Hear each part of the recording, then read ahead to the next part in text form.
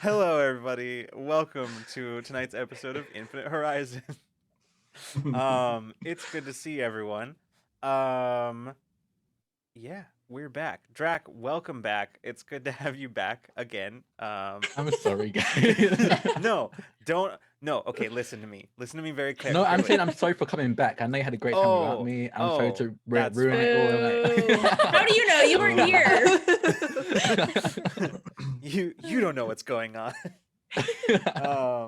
Last Yeah. episode, Taeyeon died, by the way. Yeah. But Oh, we had okay, an cool. important Hope event we brought a new so- character. So you're gonna have to improvise Okay. an entirely new character this time.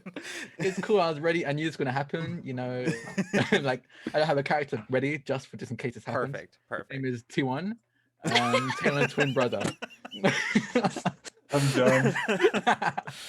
Oh, good. Perfect. Well, anyway, welcome everybody.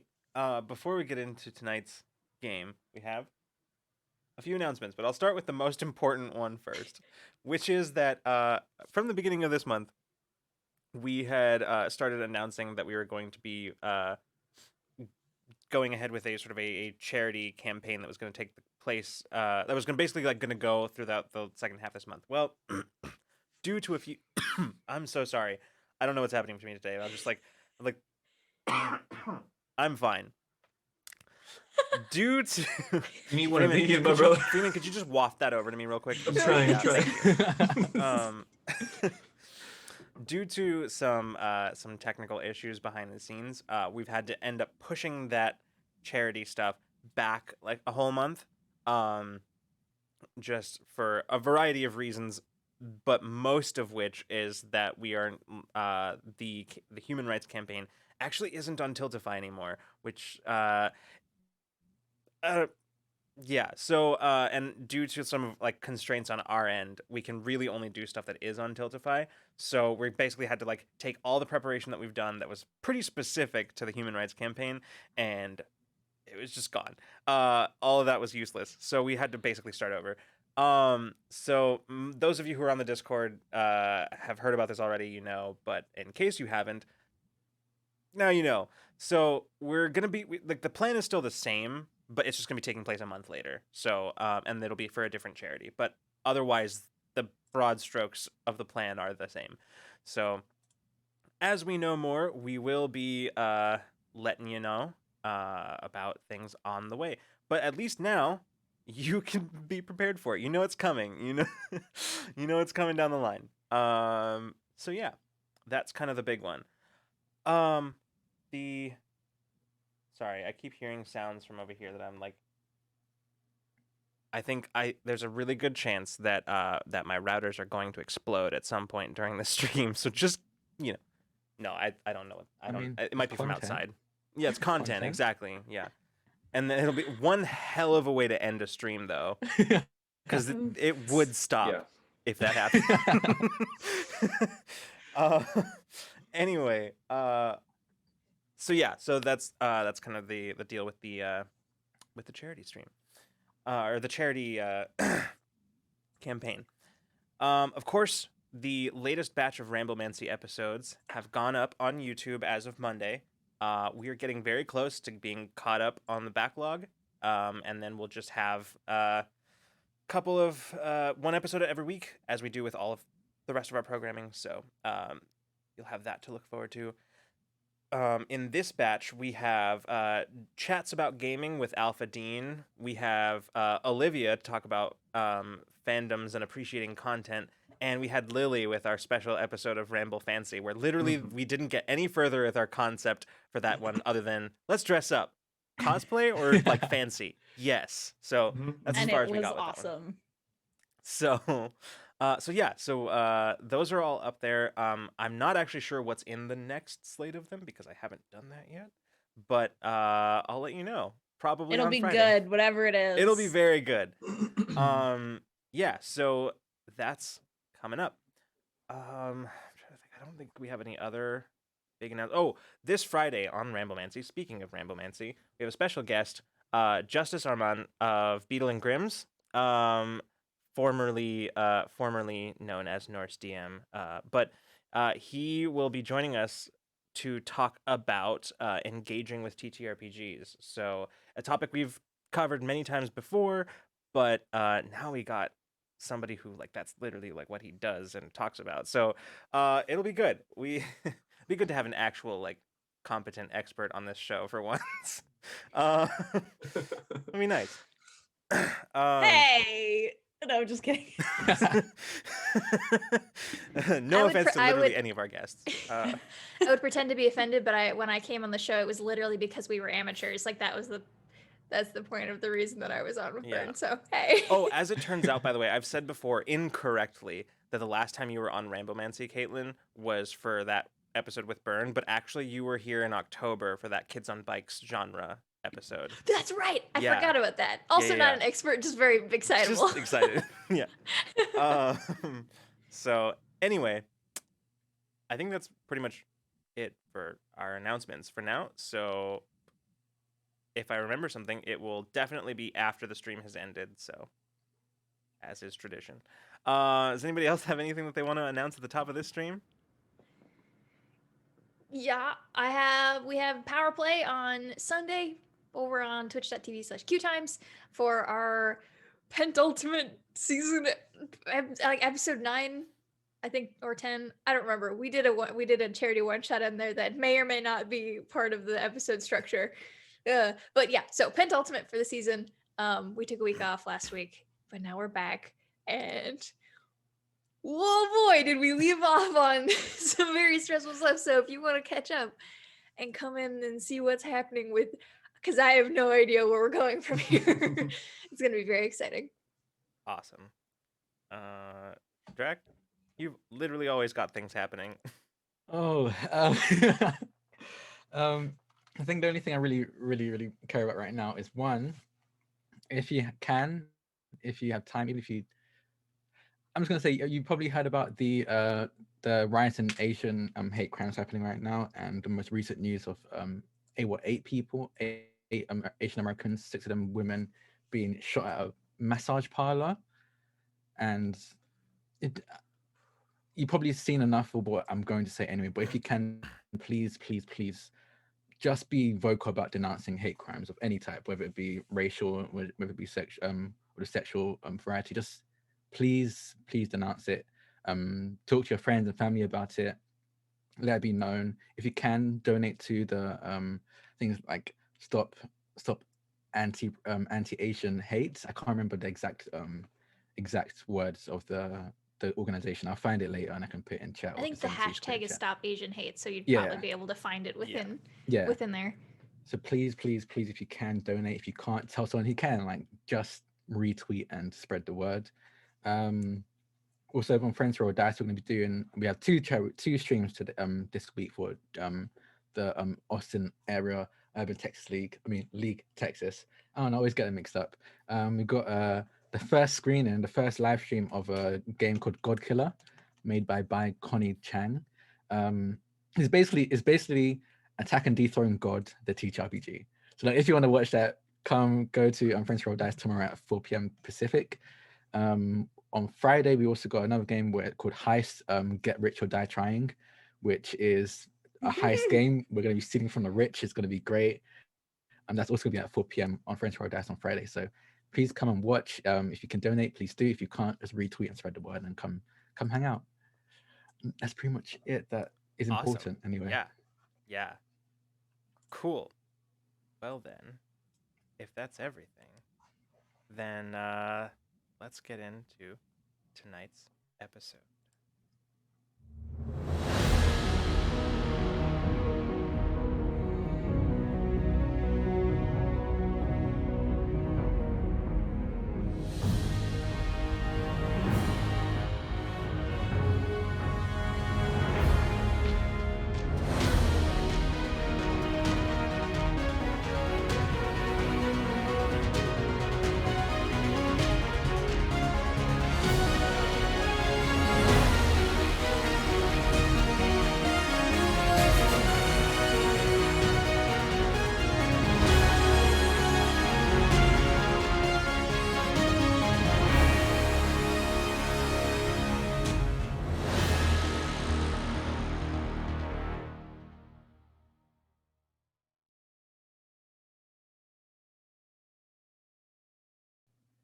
And welcome back. All right, so previously on Infinite Horizon, having tied up some final loose ends at Farhope Colony, the crew of Awakener dropped off Creve and his crew at the pirate haven of Marauder's Landing while they resupplied. After returning to the Resistance base, they checked in with Wire, who advised them to take some time to rest before their next assignment. Amidst the bustle of life at the Resistance base, various crew members took the opportunity to spend moments of personal time together.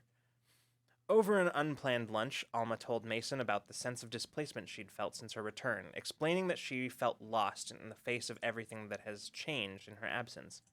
Mason related to her feelings, but while he couldn't offer her a solution, he reassured her that they'd find an equilibrium again.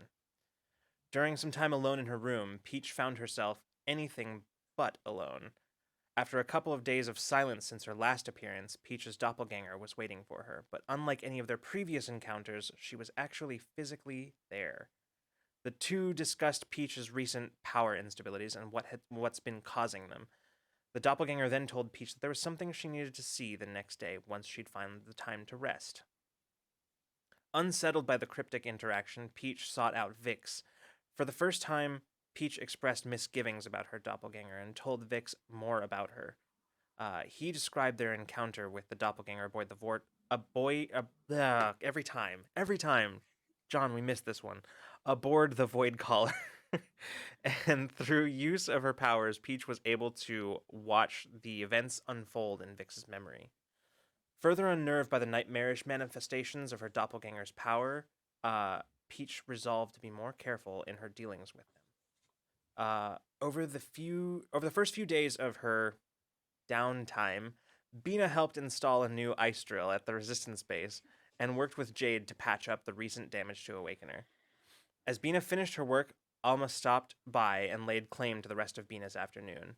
With no further explanation on Alma's part, the two of them departed the base in Awakener, taking control of the ship. Alma took Bina to observe the wondrous sights of the nearby nebula. As the two watched a pod of Daraga drift through the nebula, Alma voiced an idea about a way that Bina could experience Awakener as she does. Using their powers together, Bina was able to briefly form an empathic connection with Awakener, with Alma as an intermediary. Meanwhile, back at base, Mason received a communication from his childhood friend Cade, asking him to look into a freelance client she was contracting with. Before Mason was able to begin, however, Wire assigned him to greet and vet a set of new recruits that were scheduled to land shortly. Picking up Peach on the way, Mason headed to the hangar, just as Bina and Alma returned from their afternoon in the nebula. As the four of them greeted their new arrivals, Bina was shocked to see Casimir among them, her friend and co-worker from Station 23. Though Bina was overjoyed to see him, she was even more excited by the cargo he'd brought with him, Bina's old racing vessel, Euphoria. And that is where we left off. Jumping back in to tonight. I'm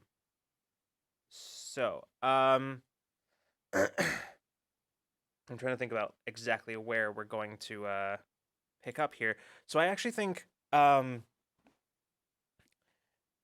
it's a good idea. We're going to pick up tonight's episode, not where we left off, but by actually going with Taeyeon here. So Taeyeon, since we're back and you've all returned to the Resistance base, where Wire basically immediately recommended that since this was the crew's first excursion and kind of intense mission really since the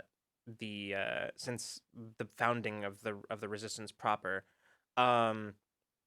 recommended that after this first one they sort of everybody take a break, take a bit of a rest before going off anywhere else.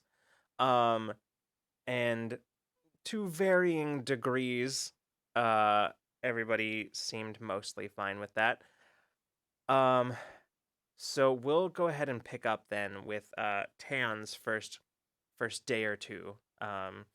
So is there anything in particular that you want to do at the Resistance base? I think like for the first day he does legitimately relax and rest a bit. I think this is definitely his first. I guess it was his first like proper mission, I guess, in this time, in this time period, Mm-hmm. that like at least that felt anywhere near as taxing or as intense as to what he used to do or will do in his time. So I think he does like spend the first day actually relaxing, but I think that just really intensifies how curious he is about what he did. Like he usually is able to fast step a decent distance, but he did more than just fast step last time, and he brought people with him, which I think he's explicitly tried to do at some point, but couldn't do, but was able to this time. So I think after the first day of like relaxation and like resting and maybe like still keeping an eye on some what the events of like the universe, the galaxy is going on, he would probably go to like some kind of training room, something, and just start testing out this new and improved fast step. All right, cool. So yeah, you spend some time in the training rooms, which basically like there is one that's sort of large enough for basically an indoor track essentially.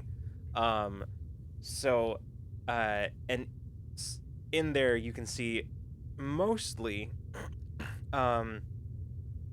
mostly it's empty. The majority of the population of the gym spaces and training spaces tend not to be in here. So as you're in here, there's maybe only one or two other occupants who are sort of focused on their own run around the track. So you spend like a few moments just sort of like running through any exercises that you would normally do when like starting your training and whatnot. Yeah. Probably Ada's not too far away, just sort of like sitting on one of the benches nearby and just sort of terminal up, like completely perfectly split in her attention between what she's working on and like watching you get ready and set up. Yeah. And I think she even like has like, I think this is the thing that they often do is like how athletes would like get their coach to like record their sprints so they can rewatch back on it. So she probably like has a little corner in a window in the corner that has like that's recording what he's doing and how he's preparing and everything. Yeah, definitely. So as you're finishing up your warm-ups, Ada kind of closes one half of the screen, and then they look up at you and just say, "All right, ready to go?" Yeah, I think so. All right, let's see what you can do. And kind of like just looks into the distance, and what he usually does for fast step is that he imagines him like thinks of himself moving, because what really, at least what he understands is happening is that like time slows down a little for everyone else and speeds up for him, so he ends up just being able to move a lot faster. But instead he kind of he wills the finish line to come to him instead, and just goes and just stares like for good like like maybe 10 seconds and goes, "Okay, I'm ready now," and just put all of his energy and like mental fortitude into it and tries to bring the finish line to him. Cool. Sorry, I'm trying to decide whether I'm gonna pull a card or not. I'll do it. Okay. All right. So I'm so here for it. All right. Let me just pull a couple of them and see if there's one here that's fitting. Once again, this is the Numenera GM Intrusion deck. Oh my god. Okay. All right. So I'm offering you a GM Intrusion, and I assume you're taking it. So Absolutely, I'm taking okay, it. great, Yeah. fantastic.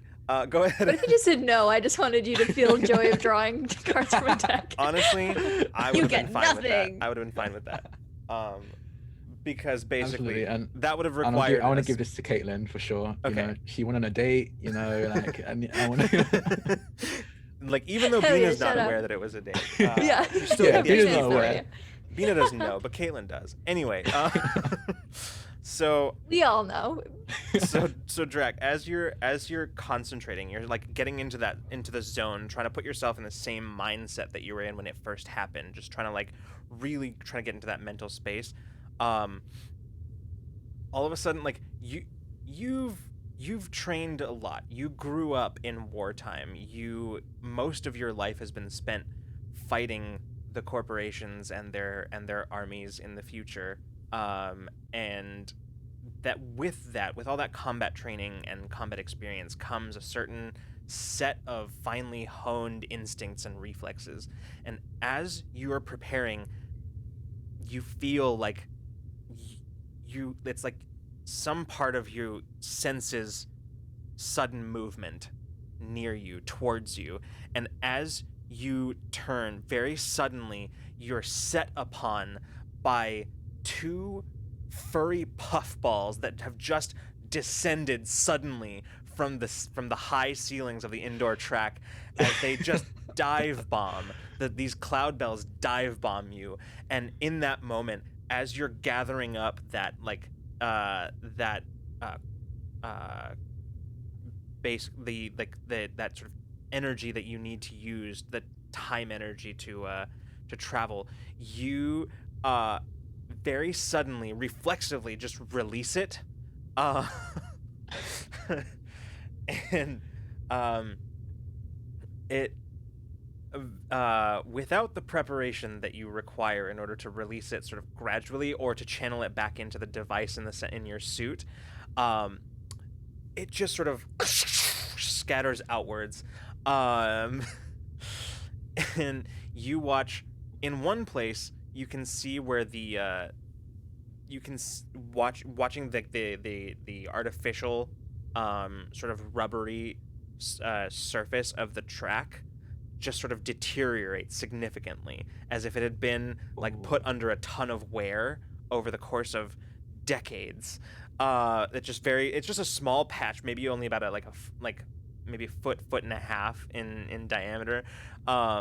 In other places, you actually watch as one of the cloud bells just suddenly shrinks in size and just turns into just a little tiny, like fist-sized cloud bell that's just sort of like very confused, just sort of bumping around on the ground, just only a few inches above the ground.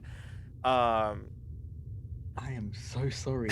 You're gonna have to go through the awkward teenage years again. I'm really sorry about that. It's gonna like try and scoop up the little the youngified little creatures, just like, I don't know, like set it down on like sort of bench or something. Like, I don't want it to get like stepped on or anything. Ada just first, she's just looking at you very businesslike and concerned. She's like, "Are you okay?" Yeah, I'm okay. Okay, good. And then you see as they crack a grin at this, and like looks over at the bench where you've just set this like tiny little like juvenile cloud bell, and she just looks over and she's like, "So cute, look at it." And she just reaches over and just like kind of coos at it, and just sort of like unable to actually achieve the sort of like flight of like of a full grown one. You can see as it just sort of like very slightly, a couple inches at a time, just sort of bounds into her open palm as she just looks at it and just sort of holds it up to her face. As adorable as that is, that was not my goal. I kind of like look around at everyone else because I realized you said I'm not the only one in the gym. Is everyone else okay? Yeah, one person had their back to this as they were running around the track. The other one is like running and just sort of like rubbernecking as they're going, just sort of looking at you, just sort of, yeah. And then as you make eye contact, she just sort of looks away and just keeps running. Actually, not what I meant to do, but thinking about it, that could be pretty useful. Ada nods. She says, "I don't know. If you bring this to bear against the corpse, I mean, how are we ever going to bring ourselves to fight an army of infants? I mean..." Good point. I mean, we could at least make them sit in like the naughty corner it'd be a lot easier. That's true. That's true. Simpler Okay, solutions. yeah. Maybe I should I find a think- more secluded area. I don't know, Taeyeon. I think you might have just found the answer to this war. I mean, We might need a bit more of these little creatures then, because I don't know if I can replicate that on my own. You can see where the other Cloud Bell that had dive bombed you has sort of like tentatively settled on the opposite end of the bench from Ada, and she leans down and gently sets the little infant on the bench that just sort of like bounces over to the other one, and the two of them just sort of bounce away together. And Oh. This is an adorable intrusion. I'm okay with this. She looks around and says, only other suggestions where you could actually test the limitations of your new power that I can think of is outside, which, you know. Oh yeah, no, my environmental suit can definitely keep me safe for a bit, but I'm a chemist, and that's cold. Yeah. That's really cold. Yeah. Yeah, no, I kind of like look at the cloud bells and just go, don't scare me like that, okay? Please, I don't want to, especially you, and I point at the baby one. I don't think I can reverse you any further without it just being awful. You see as it looks at you with its little like beady coal black eyes, just sort of like nestles into the fur of the other one. I'm really sorry. I'm just gonna try and like get back on the track and just be like, okay, focus. All right. So once again, putting yourself into that proper mindset, you focus, gathering once again that time energy around you. Can I actually add something? Yeah. I think like this time is like, okay, I was very much like, I was like concentrated, but I wasn't in this like the same zone that I was back then. So like I think he's kind of like closing his eyes and then imagining like the fight, like the I guess gunfire they could hear from outside from the firefight, and like remembering like all of these pirates coming after them, and then remembers Peach, the other Peach, and like the look she gave him through that sphere of just darkness, and like he kind of uses that fear, I guess, as an adrenaline rush to try and concentrate and get back into that mindset and jump. All right. This time, as you're focusing on the opposite end, just fully diagonally across the track, you focus to the opposite corner of the room. And once again, as it did before, almost as if you're seeing a distortion through like a magnifying glass, you watch as that end of the gym, you can almost see the curvature of space-time as the ends fold together. Space folds in front of you, and once again you can see that the opposite end of the room as if you are standing right in front of it, just a step away. And I just slowly take that step, Mm-hmm. and like immediately look back behind me. Yeah, you look behind you and you can see Ada, very small at the other end of the track. You can see as she jumps into the air, like both fists raised up, and just kind of hangs in the air for a moment as her wings sort of splay out, and before she sort of slowly lowers back to the floor. This time you hear a clash and a clatter as you look over, and you see that one of the runners has full on like just tripped and fallen, like face planted. And it's the other one, the one who didn't see before, who just he's like pushing himself up, and you can see where he's got a bit of like road burn on his chin, and he just stands up. He goes, "Are you okay?" Well, you were. Yeah, I'll be honest. I recently learned how to do this. I'm honestly maybe just as confused as you are. Are you okay? Kind of like points at his chin, like at the burn. I can help. Yeah, no, I'm good. I'm fine. I'm good. Okay. No, I'm. He like pushes himself up off the ground and just.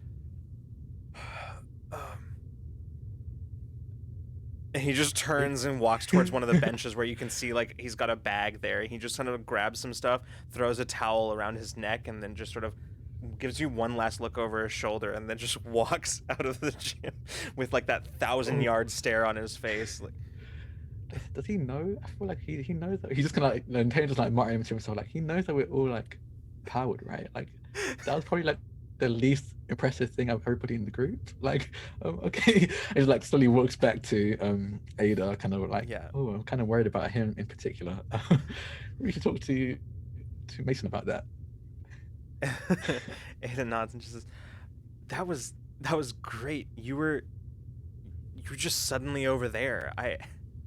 It looks Yeah, a lot different from when I'm not going with you. It's Yeah, honestly, it feels different from what I'm usually able to do. For that's- some reason, I feel like I don't even need to look. Like I was concentrating, but like not on where I was going, just on the feeling. yeah. Okay, I want to try something. Can I try something? Sure, yeah. I'm gonna try and. Did you leave? You have your other tablet. Did you leave it in our room, right? Yes, I did. Okay, hold on. And he's gonna like concentrate and try and teleport to to their room and then teleport back again with her tablet. Yeah, you sort of close your eyes for a moment, focusing and kind of forming a solid picture of the room in your mind, and then suddenly you can feel like the ambient sounds around you just drastically change instantaneously. You can feel it, and as you look around, you're standing in the center of the room. Oh, okay, this is awesome. Okay, I'm gonna grabs the tablet and then concentrates again to try and teleport back to Yeah. Ada. Yeah, you do so. You just sort of arrive, and she just sort of and looks over. You having apparently arrived like a several feet to the left of where you were before. Oh, okay, a little bit off. Okay, it still counts. And he kind of like holds up the tablet. I don't even need to. I don't even. That's amazing. Yeah, This is really useful for like, I don't know, like espionage, breaking Yeah. and entering into any of the court spaces. Like as long as I've seen it or been there. Yeah. Okay, we definitely need to hone this. And he kind of like hands the tablet and like he just spends the rest of the day just practicing like Yeah. back and forth around and testing distance and everything. Excellent.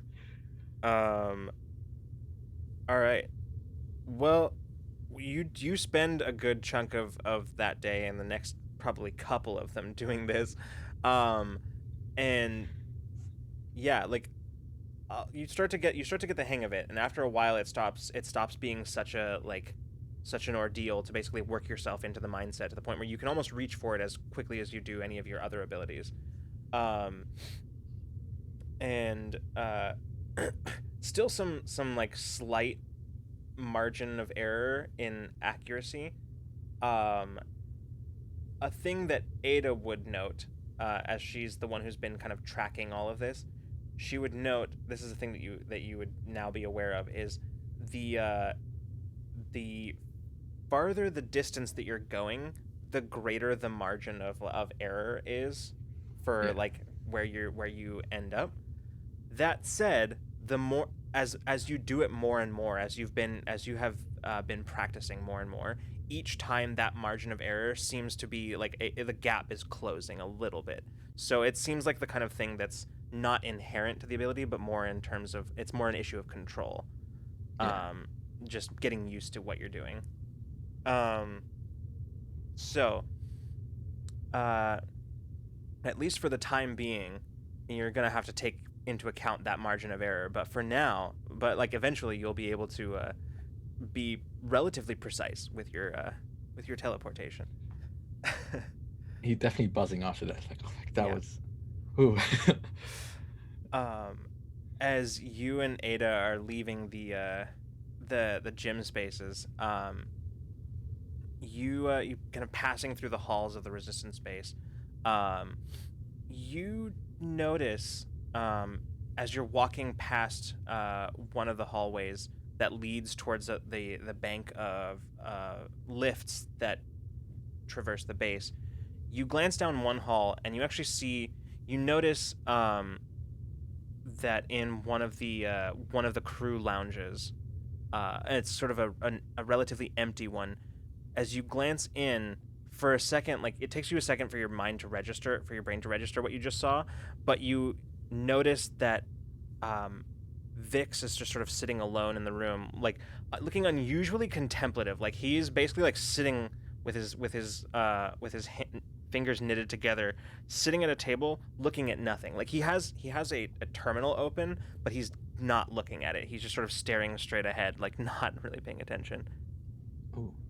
I think like Taylor's like probably like a mix between hyping about him able to teleport with Ada, but also like maybe like every so often throwing in like, oh, do you think we should do this, like as in like plans for future missions or how we can probably utilize this ability. And then when he notices that, he kind of just,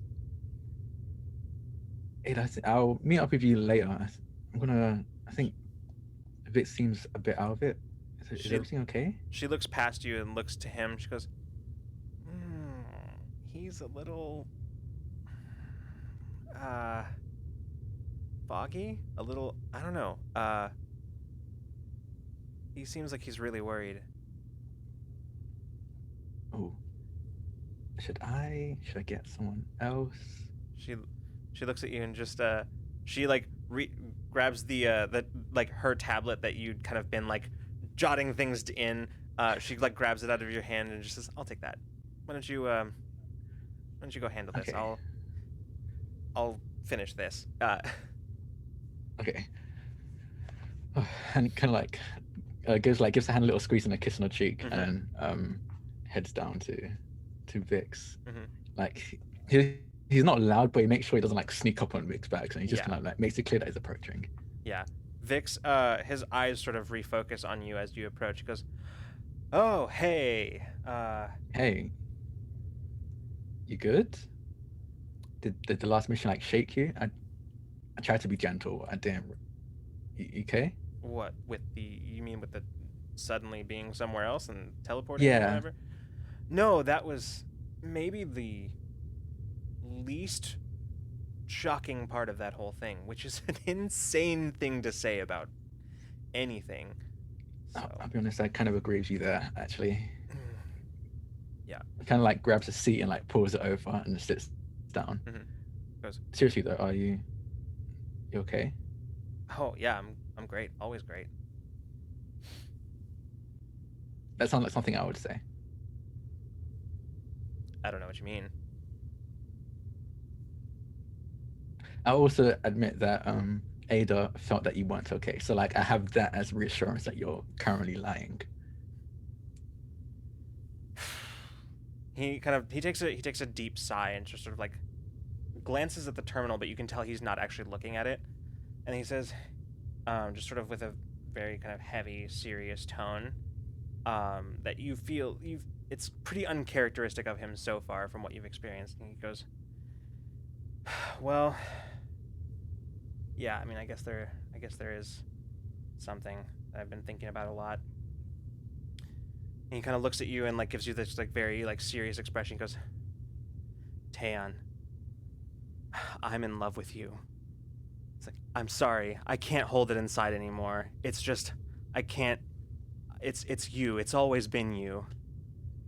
I mean, I can talk to Ada about this. I think like polyamory is really accepted, and as long as communication is really key here. So I'll talk to Ada about this. I wanted to tell you this as well. I'm in love with you too. But I think we need to run this by Ada. That's a relief. Be sure. This is a lot less fun when you play along. Yeah, I know. That's how I know how to defuse this kind of stuff. I was a captain. Great. Okay, well, yeah, no, I'm mostly okay, I think. Just,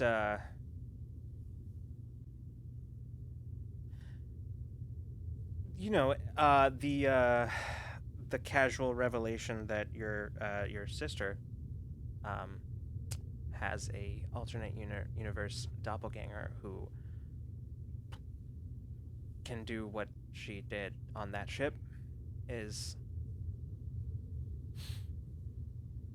Yeah, it's kind of a lot. Yeah, no, I can imagine. Like Taylor like kind of leans back, like it's definitely more serious now.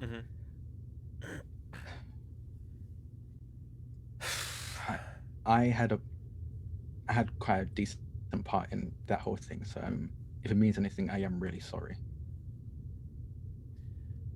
I don't know. I mean, I don't really understand your whole thing, but Neither do I, honestly. I mean, I'm less concerned with the fact that it happened, and I guess I'm just can't stop thinking about the fact that, I mean, if this is a version of reality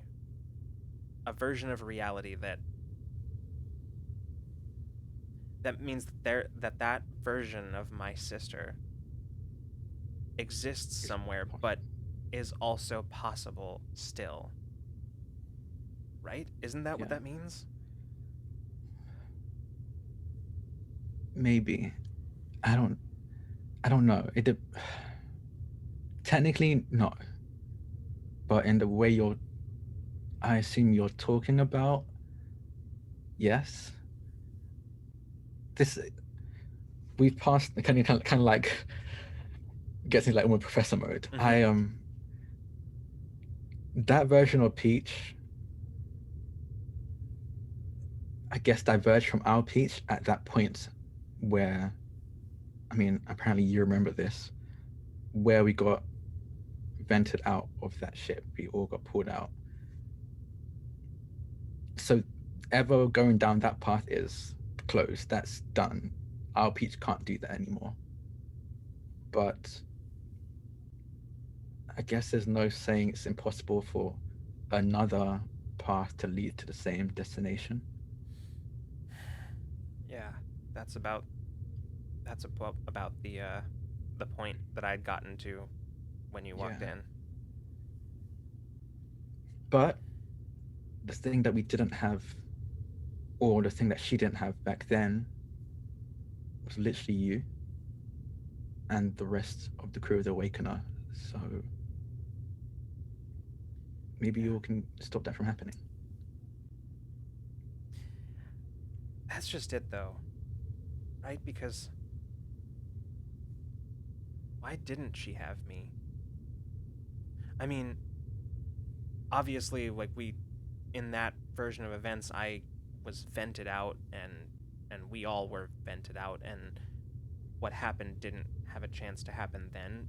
But eventually, don't you think she would have found out about me eventually in that version of events?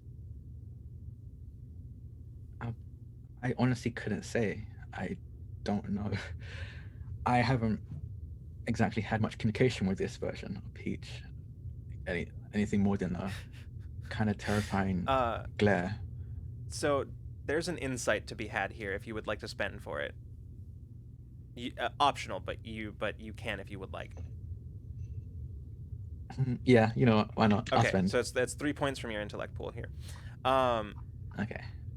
Does my edge eat up? Yeah, sure. Okay, cool. It's free then. So as you say that, when you say that about not having had much interaction with that other version of Peach, you can see that his eyes like sort of flick back to you, and he and then flick back down to the floor, and you can tell that that triggered something in him, and he's now thinking about something that is very relevant. Okay, so I think Taeyeon is like kind of notices that and sees the avoidance of eye contact, so he kind of like leans down to get back into view and just goes, I haven't had conversation with that form of Peach. I mean, do you know anyone who has? Oh God, I was never very good at this. Okay, listen. I haven't talked with her, but I do know that she's here right now. she's I don't know where exactly. I think she might have been in Peach's apartment, but I know that she's physically here somehow. Okay. Above game. Mhm. I know that Peach said that they've seen. I'm gonna call him Nectarine because I love that name. I know Peach said that like she sees Nectarine, but did Peach ever say that specifically that she wasn't here, just sees her? Because like She because did like say that it's she the difference then. I don't know if she's ever been that explicit about it, but she did say Yeah. that she wasn't sure that you would be able to see her. That is something that she Okay. did say. Okay, cool. Just making sure because like Yeah. this might just be the same news that technically Peach already told me, or Mhm. not, depending on how much info she Yeah. said. Okay, so I kind of think like Taylor just leans back like, Yeah, that's about my reaction too. I thought about Have- going to say something. have they? Okay, have they interacted with stuff? I'm assuming, right? Physically, Stuff? have they? I mean, I guess. I don't know. All I know is that she's here. At least she was yesterday. Okay, I did a decent amount of research into just time in general, and at least before I came back to now,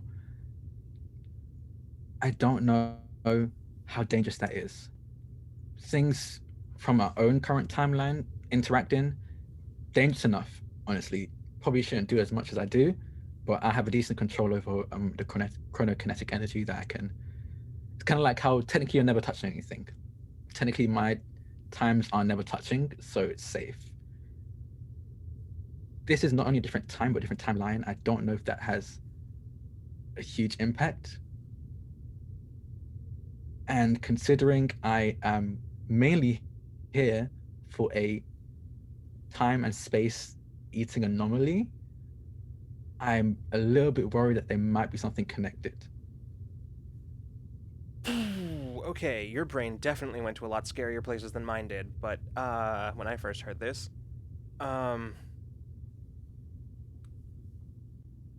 so what are you saying?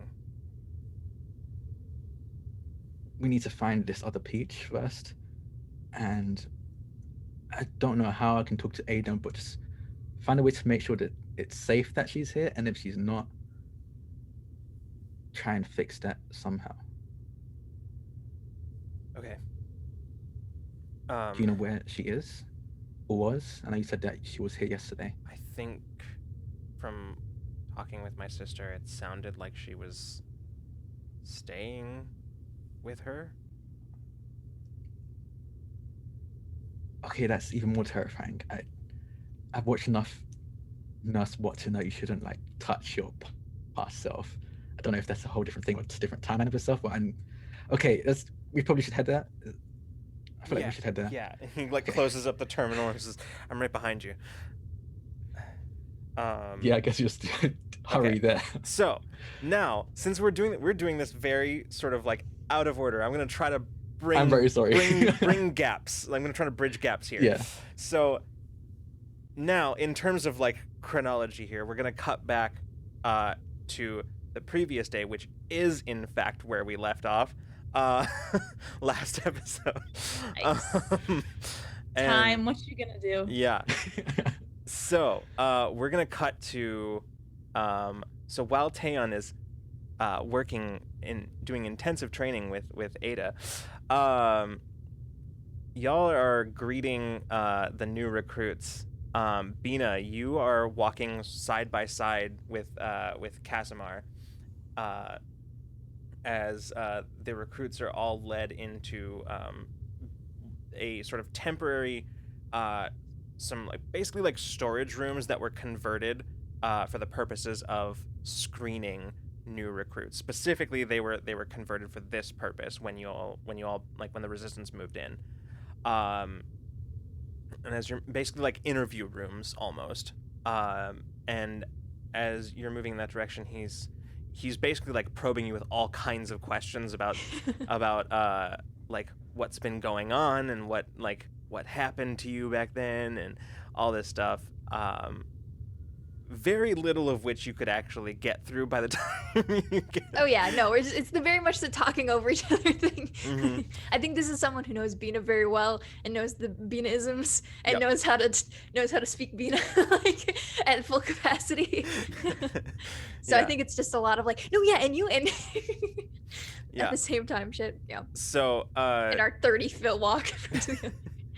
yeah. So as you arrive at the basically the waiting room for the interview process, he just sort of stops at the door and says, "Well, we'll have to once this is over, we'll Yeah, of definitely course. we'll have to talk about this and catch up. See, I mean, lots happened since then, so been I mean, almost I'm a usually year." around.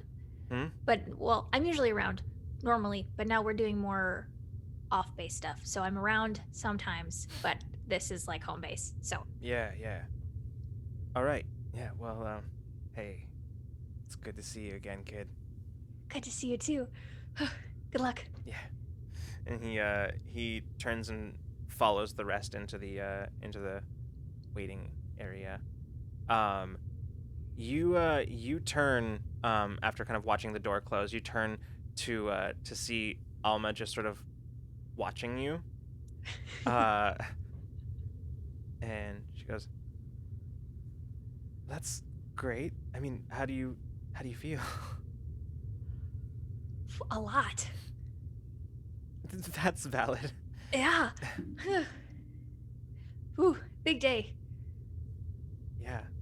Do you want to help me get Euphoria out of the freighter? Sure. Yeah. Okay. And Oh wait, we're helping with something. Hold on. Peach, Afterwards. Peach and Mason, you're just sort of watching this interaction right I think Mina does like a wait, hold on, then she walks like 10 feet, does without even stopping, turns around and comes back and goes, afterwards. We'll do that afterwards. I'm helping. I'm here to help. Yes. So what we're gonna do here is So watching amused. yeah. What we're gonna do here is we're going to just sort of fast forward ahead, because basically this interview process is going to take up most of the rest of the day, which, like, frankly, Bina, there's little that you can, most of what you're doing to help here, because most of this is Peach and Mason's thing, is just sort of being the person that's basically like filtering, like, all right, it's your turn, let's go, like, all right, they're ready for you. Yeah. Well, Bina can also do a little bit of the like emotional lie detector, but this isn't Yes. that dire. So Yeah. like, I don't think. Yeah, for the most She part. offers that as services, but I think mostly is like the okay, you're next. Yeah, the process basically looks like this. Essentially, like, they wait in the waiting room, while Mason, Peach, Alma confer in another room. Then you go in, get a quick read on the person, call them into the interview room, go back, inform Peach and Mason about all, like, whatever you got off of them. Then Yeah. they go in and, like, Yeah. We do like good cop, slightly stern cop. Like Yeah. no one's bad cop, but you know. Oh, yeah. yeah. Here you go. Let's just expose you to a bunch of weirdos who are somehow in charge. Let's go. Mason's got his like button-up shirt that's like slightly unbuttoned, kind of like definitely grizzled looking, tired, cup of coffee in one hand, but very typical. Like, all right, what's your name? And Peach is very put together. It's a very weird duo. Bina's in her fucking like onesie like mechanics get up because she was love overhauling Awakener before they went on their trip to the nebula. So she's like got like she's a little dirty, little roughed Some up, grease got like halfway smudges on time. the- Yeah. I'd watch this buddy cop Just- show. That'd be great. Yes. Is I think everyone it's just this show, honestly. Yeah, honestly, yeah. And you're already watching this one. You're here right now. I'm right here. I get front row seats. Can I just ask? Everyone seems okay. No one seems suspicious. There's no Yeah. like. I feel like we would have added some questions that were meant to kind of deal with a kind of shapeshifter guy, if possible. So no, absolutely. Like everyone you go through, like basically like you've worked, both the two of you specifically have worked with Mhm. Wire, to come up with like a variety of questions that allow you to put your powers to use to like basically anything that will bring up any sort of surface thoughts in them that might be telling in some way. And for the most part, without knowing what to expect and what's going on, for the most part, everybody here is not prepared to guard against any sort of mental intrusion. Why would you be, right? Like, but there's a couple of them who take a little bit more work just because they seem like they're on edge all the time. Like, not on edge, but as in nervous, but like that they are like on their guard. But even with them, it's not difficult for you guys to sort of using your ability to read their surface thoughts. Pretty easy to get at some of that stuff. And yeah, we also have Wire there. Like, if they're answering questions and something seems really fishy, she can like pull up all their information. Oh, and... she is doing background checks on every single one of these people, which is hilarious because she has already done that once. When Olin first sent like basically profiles on all of these people, she like has already done it, but now she's running like just the thorough, like deep background check sort of stuff. Are any of them powered? None of them are powered. So yeah, but it's a long process.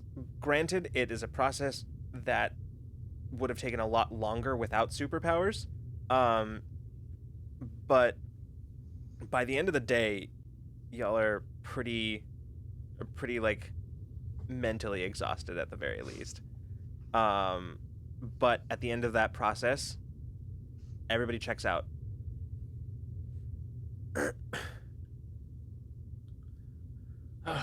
More coffee, I think. I'm always stunned by the banality of our abilities put to good use. You know, But good job, everybody. good job. Administrative superpowers. Who would have thought? Very interesting way of using them, but it works.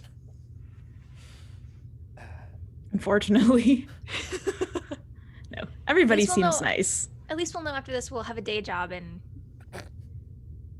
interviewing. I'm hungry. I think that's dinner time. I could eat. All right. So, y'all eventually do. You go and you settle in for some for an evening meal. And as you're settling, actually, here's the important question: where do you go for the evening? Do you go to like the mess hall, or which is probably the fastest way because it does not require you to actually make anything, but.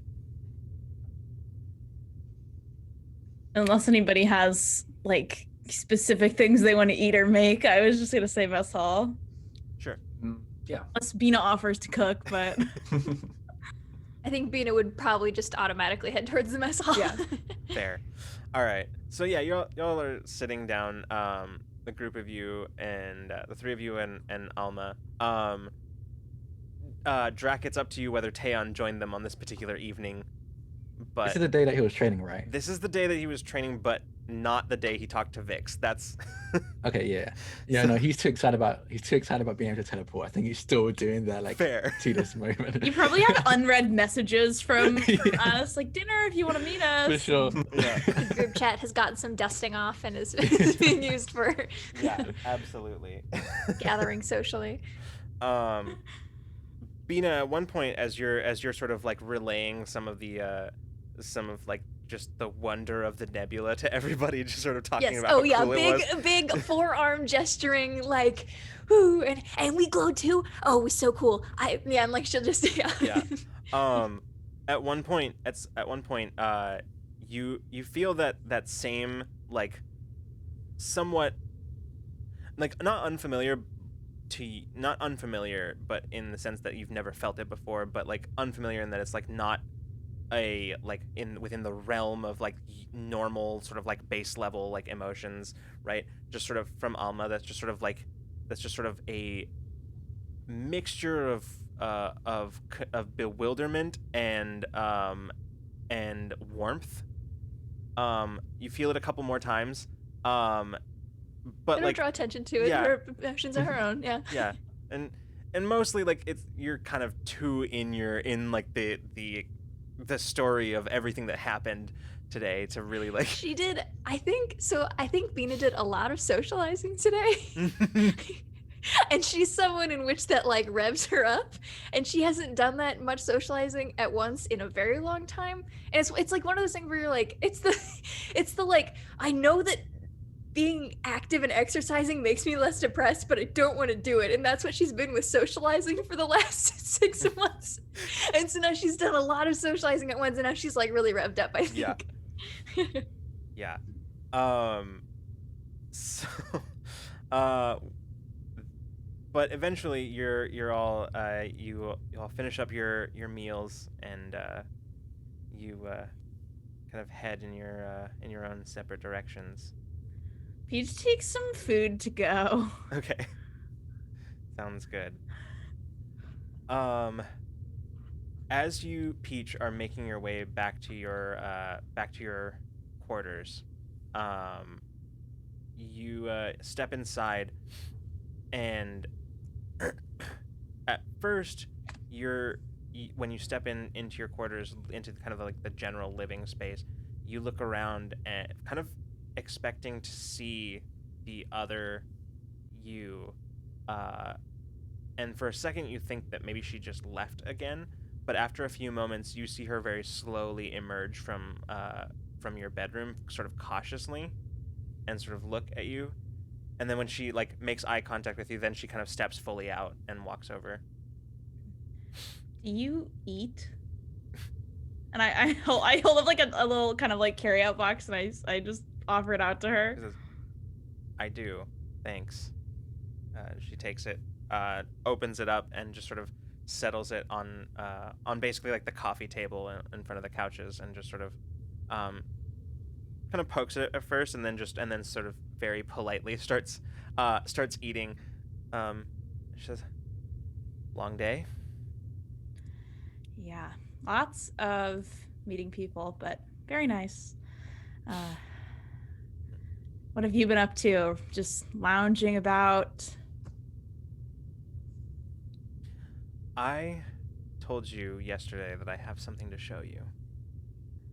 Right to the chase, huh? Okay. If you're ready.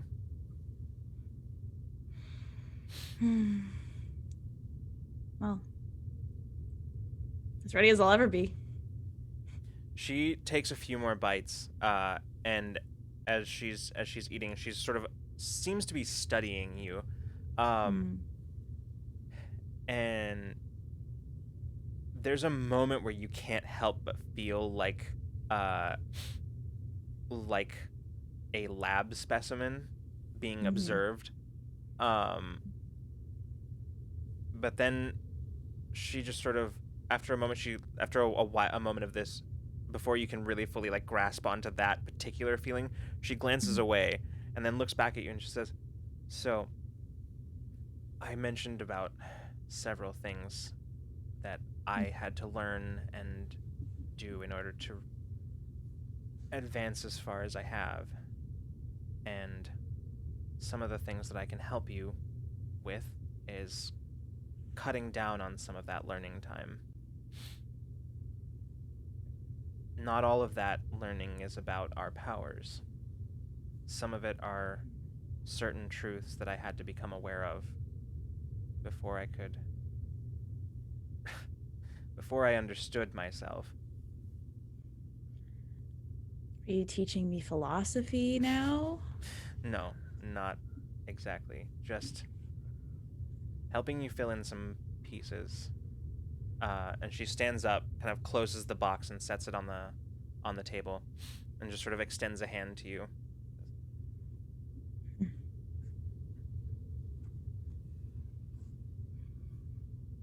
I'm gonna kind of give her this kind of long. I'm kind of giving her the same look that she gave me. Like I'm kind of studying her and trying to really like make her aware that I mean business, you know? Like it's a very firm look, and then just a nod, and I take her hand. Okay. She sort of, her hand closes around you, sort of gently, and then she says, "Okay, I'm gonna take you to visit somewhere you haven't been in a while." And suddenly you feel as sort of almost like a gust of air that has sort of a familiar scent on it, and as you turn, you can see what appears to be just sort of a breach in the air in front of you, in the middle of your living room. And as she turns towards it, she sort of gently tugs on your hand and steps through the breach, pulling you with her. What does it feel like? It feels like for just an instant, you have stepped into a space where there is nothing. You don't feel any kind of, it's hard to explain, but and it's not entirely accurate, but the best words that you can come up with to describe it is that you stepped into for a fraction of a second, space with no temperature. It doesn't make sense, and you're not even entirely sure how to categorize it.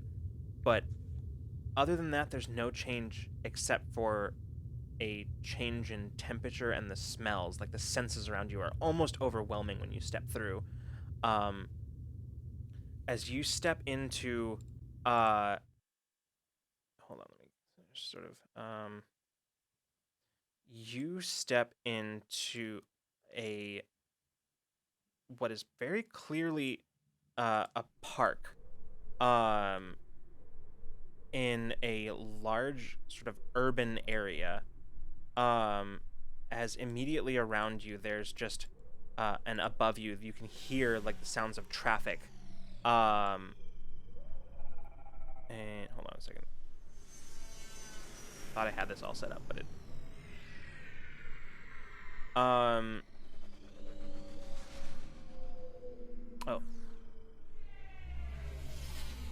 there we go. And as you step out and look into this park, it is sort of where you are is kind of on a tier looking out over a city at night.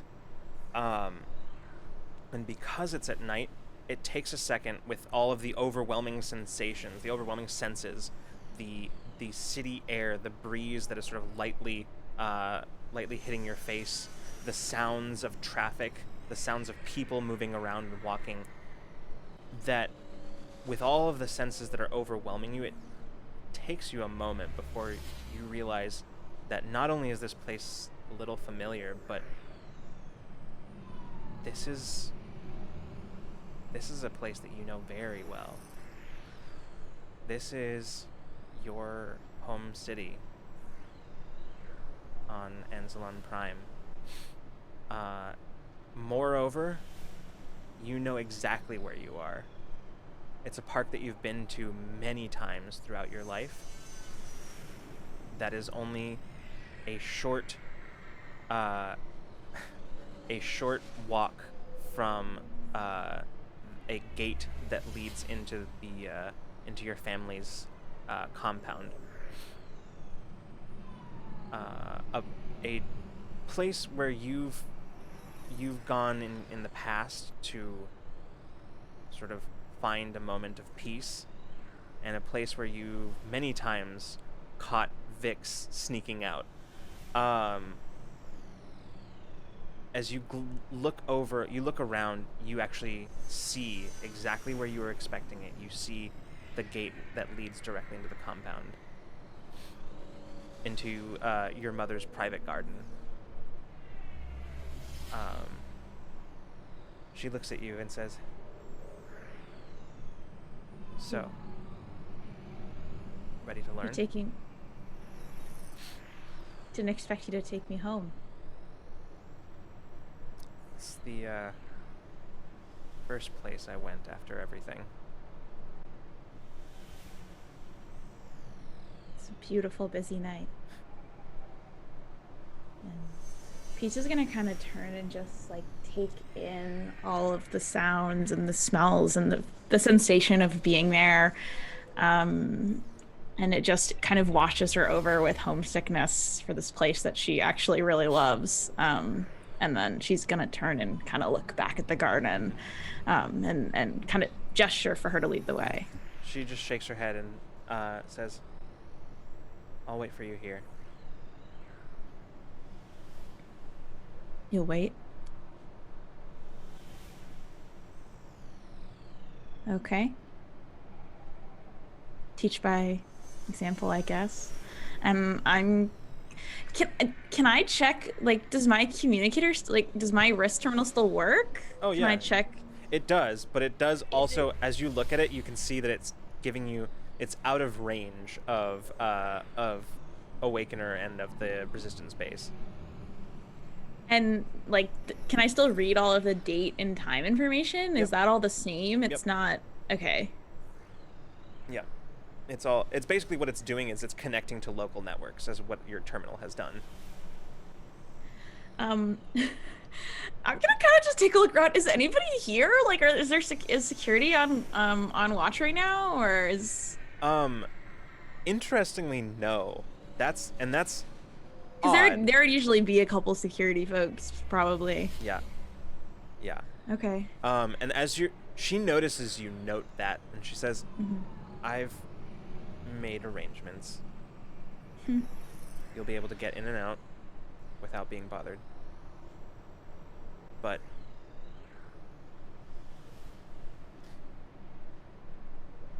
well, I expect you'll know what to do when you get in." Somehow, every time you speak, you say so much and so little at the same time. And I'm gonna go in and walk inside. Mhm. I don't like. Yeah, no plan. Just walking in. Okay.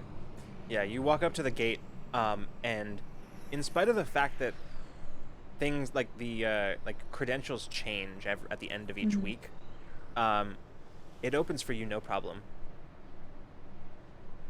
And as the gate just sort of slides open, you step into the familiar kind of cobblestone path that leads through the garden that your mother planted many, many years ago.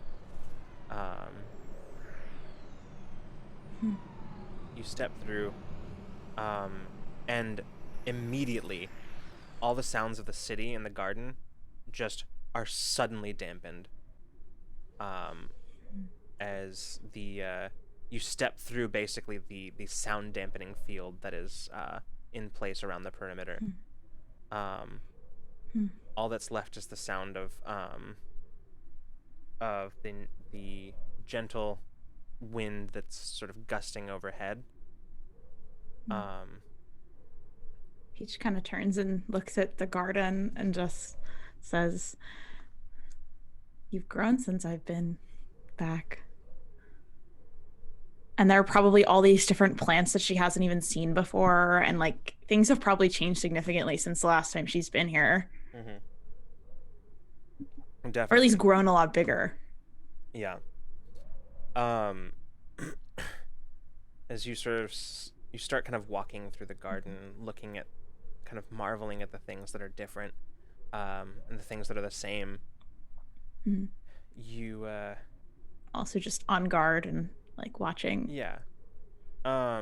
You sort of caught by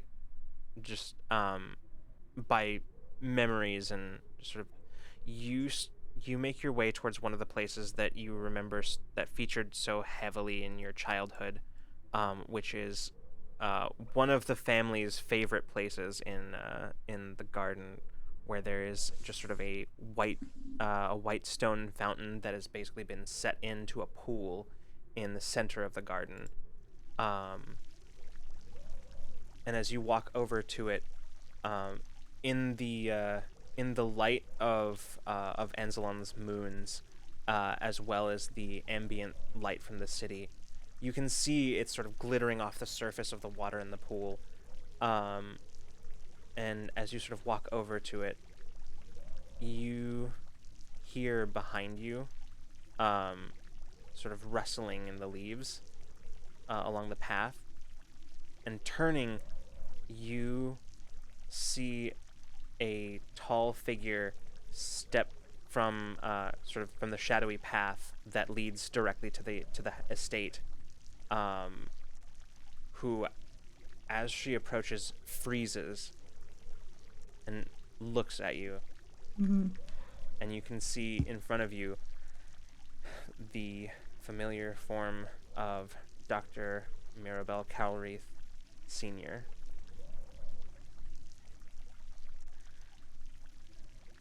Nice evening for a stroll, isn't it? I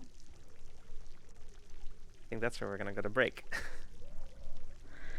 Shit, it's what? Knew it. What time is it? Oh my god. Well, that's That is not where I thought you were taking this tonight. All right, so Ooh, it is time okay. to go to break. We will be right back in about 10 or 15 minutes. Oh my gosh. So we will see you in just a little bit. Yeah, see you soon, everybody.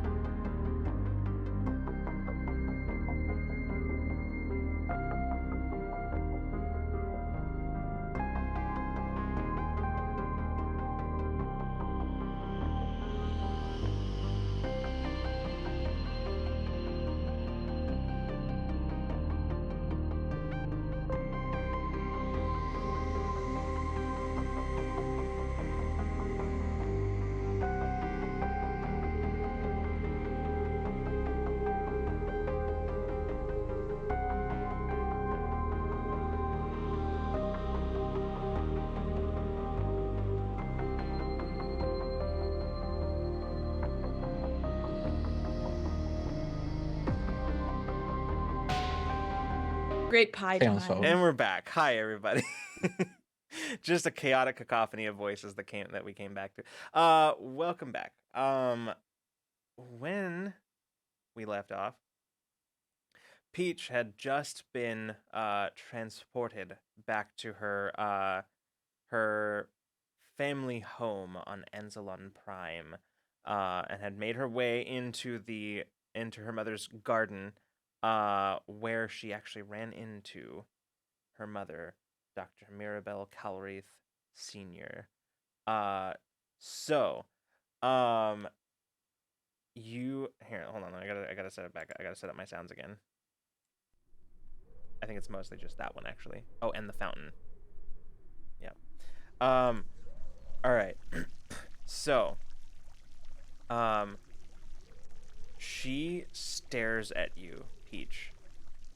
Her mouth slightly open, as she just sort of blinks for a moment, and then just, Are you here? Really? Of course I'm here. And she suddenly rushes across the space between you and just pulls you into a big hug. Peach kind of like is startled and then wraps her tightly in the hug as well. Mm-hmm. Yeah. She just Does she Hmm? does it all like does the sensation does it all feel very solid and Yeah. very real? Okay. Yeah. She pulls you in and just holds you for several minutes without saying anything. You can kind of feel her shaking a little bit, as she's sort of seems to be just sort of sobbing into you. And then after a few minutes, she just sort of pulls back and just, sorry, Don't need to apologize. what, how, why, I don't even know where to start. What are you doing here? I mean, it's good to have you back, but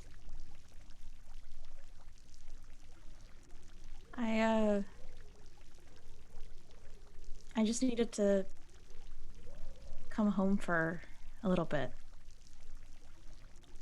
for a little bit, you're not staying. No, I have a bit of a busy schedule, I'm afraid. These days. Not shocking to you, I suppose.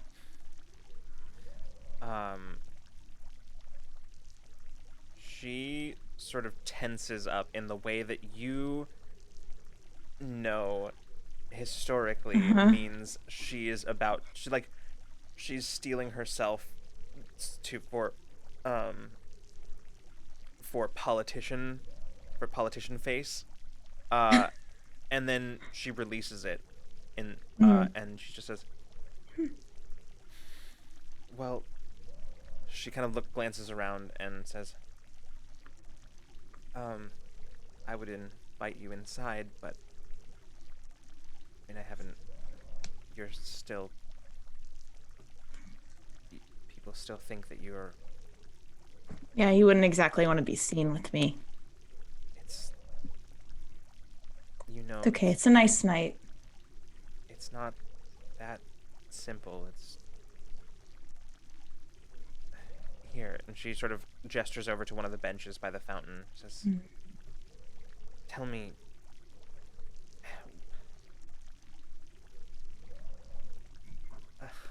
I don't even know where to start. Where have you been?"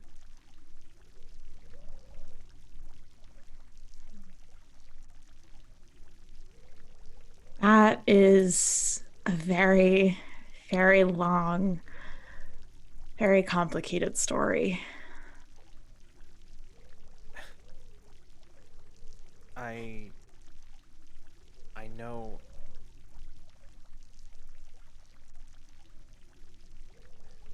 I don't know how you got involved with the people that, but they just tell me that they coerced you, that they had something on you. You think I'm the type of person to be very easily convinced? I know I've been gone for a while, but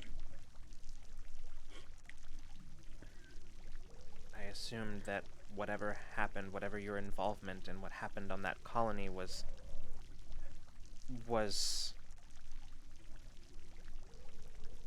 you did it probably because you felt you had to, likely to protect somebody.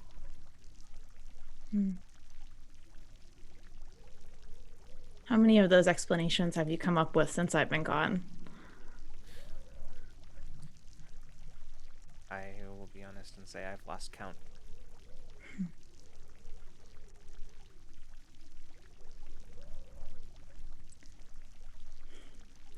I can't say too much, but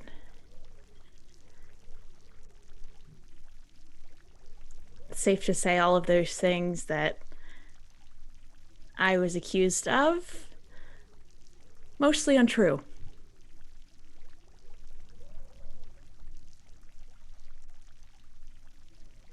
Almost entirely untrue, like 99% untrue. But why? I don't understand. If none of it was true, then why is somebody trying to bring you down, bring us down, attack?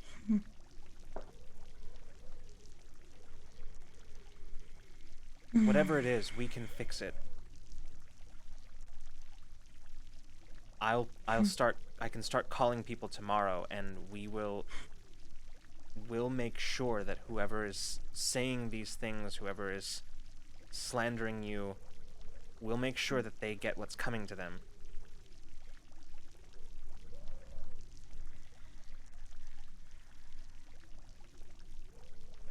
Easier when you could just call in a favor and fix everything overnight. I'm not sure it was better, but it was easier. Definitely. I don't understand. Vix is safe. He's alive. Well, that's surprising, but I'm glad.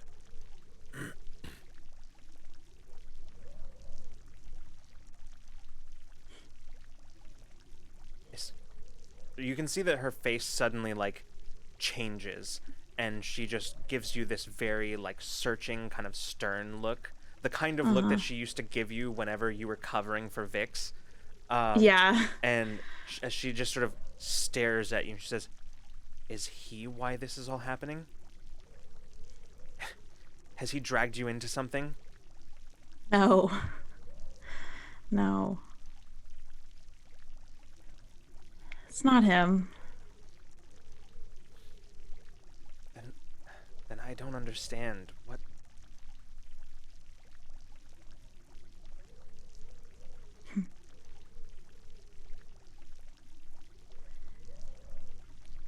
I'm doing what you taught me to do. To stand up for what's right. And how are all these war preparations going, by the way? And I'm gonna kind of just I'm gonna just read. I just want to be like ready to kind of scan her service slots as I ask that question. Sure. You Sort of catch her off guard. She I'll go with her response first, and then I'll kind of fill in the rest of that. But she Totally fair. She looks at you and she says, "You're okay? You come all this way, and that's what you want to talk about?"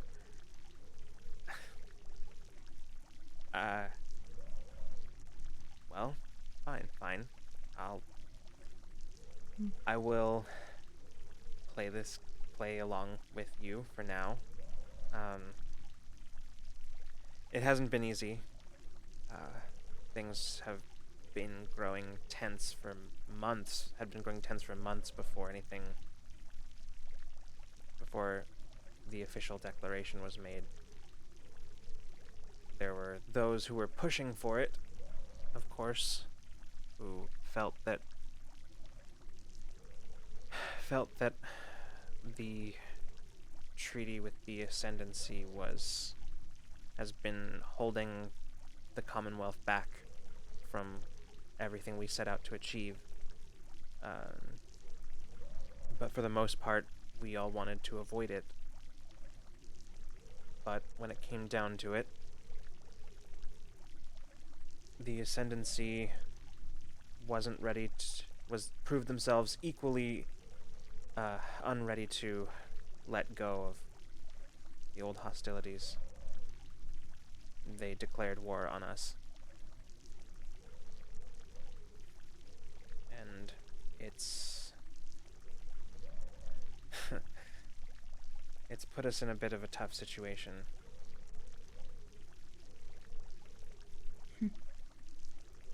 Understatement. I wish you could have been here. Had you been back, I would have...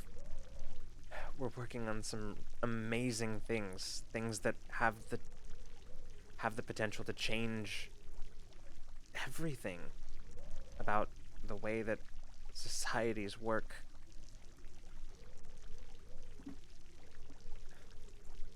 I wish you could have seen it before. Seen it? So it's already... You've already put it into place? So as you've been...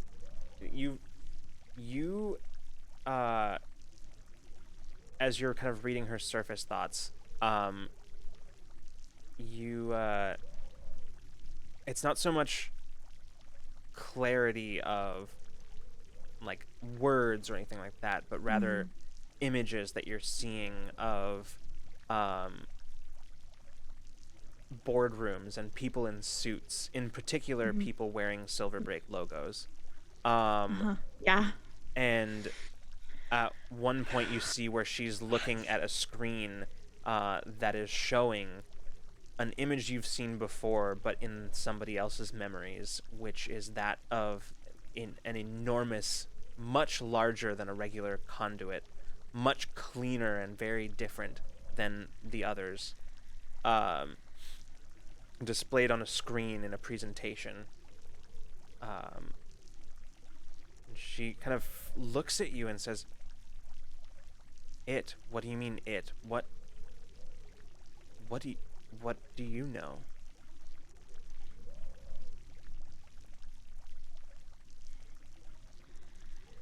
Oh. Wow, that really told me more than I even asked for. I don't understand. What... Belle, what is happening? You know, these friends who have been developing this technology with you, have you expressed to them that you wished I was there to help with the preparations? We didn't develop it with anyone. We weren't involved. We made arrangements with Silverbreak. Arrangements. Yeah. Look, things are difficult. With the ascendancy and the Commonwealth expanding, eventually we were going I want to to place my hand on her shoulder, and I want to show her the scene of Silverbreak blowing up the colony. Okay. Right? That's what I want to show her. That. I mean, I pulled that scene before. Like, that's the clearest way that I want to interrupt and like show her. Sure. Yeah, I don't think you're gonna need to roll for any of that. Yeah, you see it all around you. The colonies, the colony being basically frozen in a moment as blasts from like a turbo laser are decimating the colony, just glassing it. All around you there are buildings that are being just evaporated, frozen in a moment of just partly still intact and partly just evaporating. Just scenes of fiery destruction all around. She is startled, but cannot really do anything. Do you know what you're playing with here? Because I know. And I think you know. That doesn't change the reality of the situation, which is that while we were with the Commonwealth and the Ascendancy expanding, eventually it was going to come to this. Eventually it was going to come to war, and the only way that we could ensure that it didn't happen was to find a different direction to expand. Somewhere that wouldn't push them. A place where we could continue on that. We're not finding any new conduits, and with the treaties with the border worlds, we're not going to find any new ones.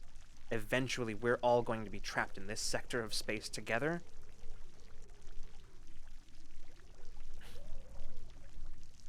And what do you think is going to happen then?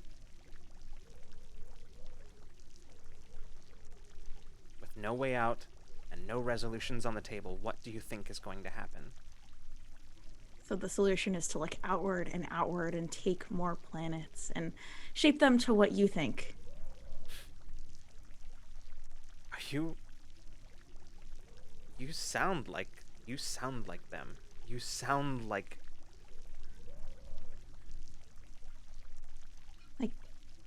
Like who? You sound like the Ascendancy. Like you are spouting their ideology.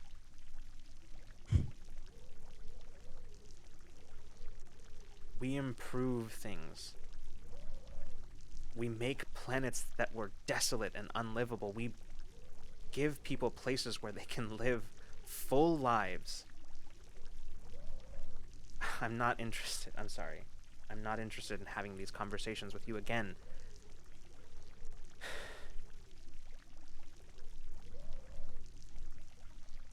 I know where you stand on what the Commonwealth has done in the past. I know where you stand on those things, and I know that you think that things need to change, but right now there are no options.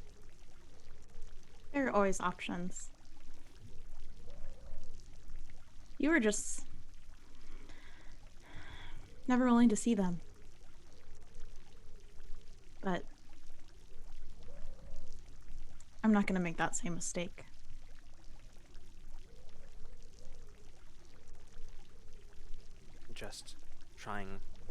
All of us are trying to do what's best for everyone. To make sure that they don't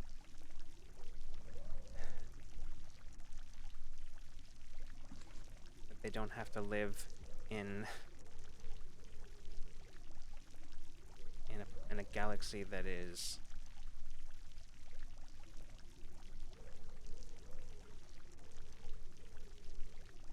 She shakes her head and says,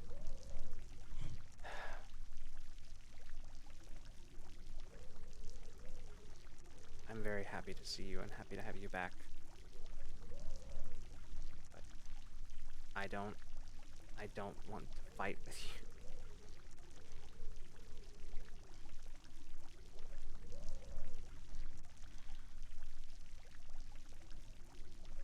We can just sit out here for a while, if you like.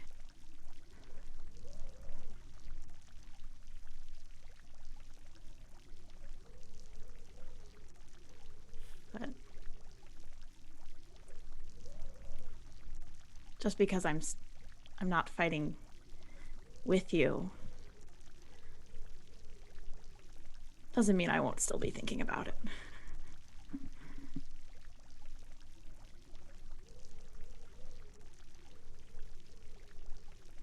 Then maybe it's best that you don't stay.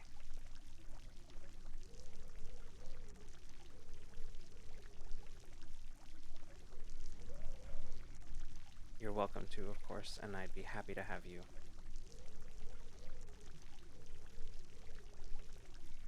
But if you're not going to find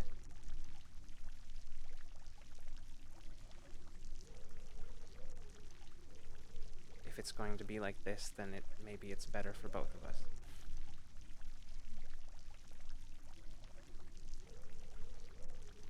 I couldn't go inside.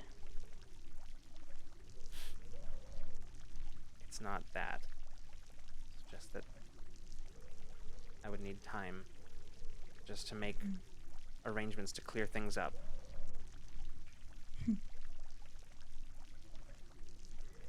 Well, I wouldn't want you to go through all that trouble, but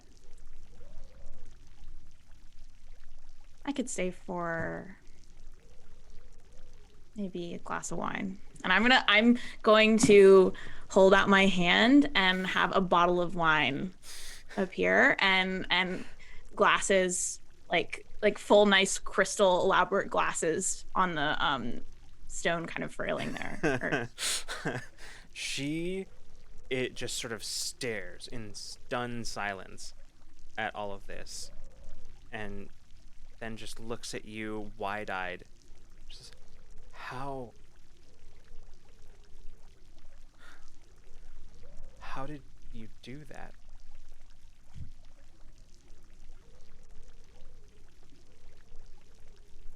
I've been really practicing magic tricks over these past year. Like totally, just total, like, what's the word? Just like totally flat, like not, yeah. And she just starts pouring the wine and hands it to her. Yeah.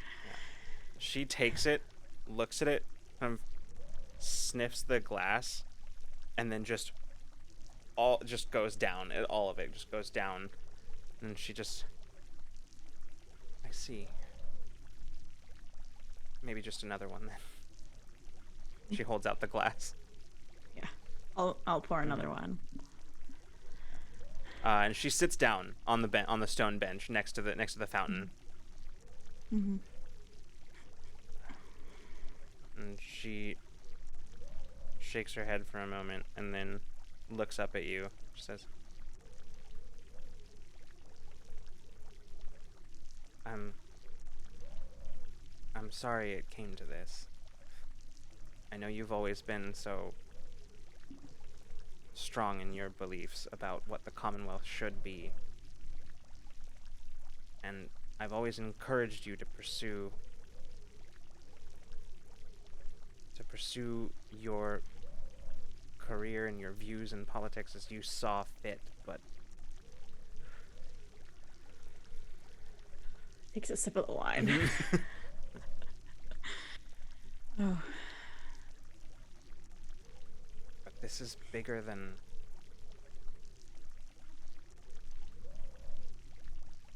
the Commonwealth is in trouble. Has been for a long time, before you were born.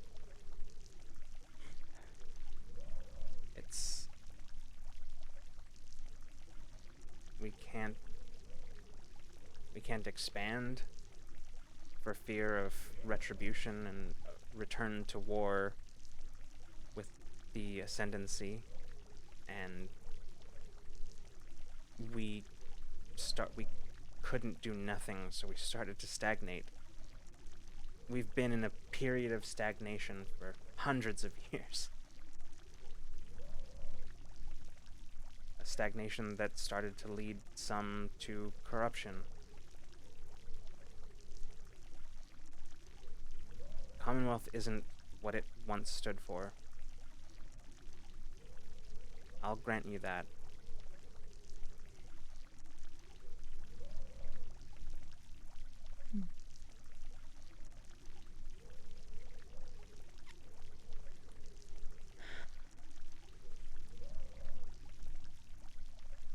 I think there's still some things in our future.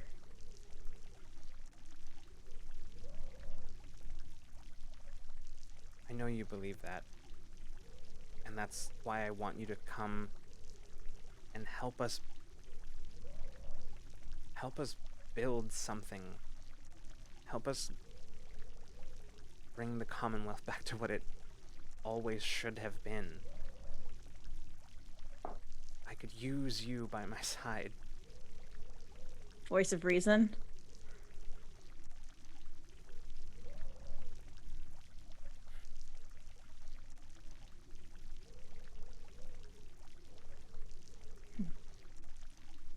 Well, I do have quite a busy schedule, but I can always give you my message line. I think Afraid that might have to do. under the circumstances, that's the best that I can ask for. Next time I can come home in disguise if you like. Next time you won't have to.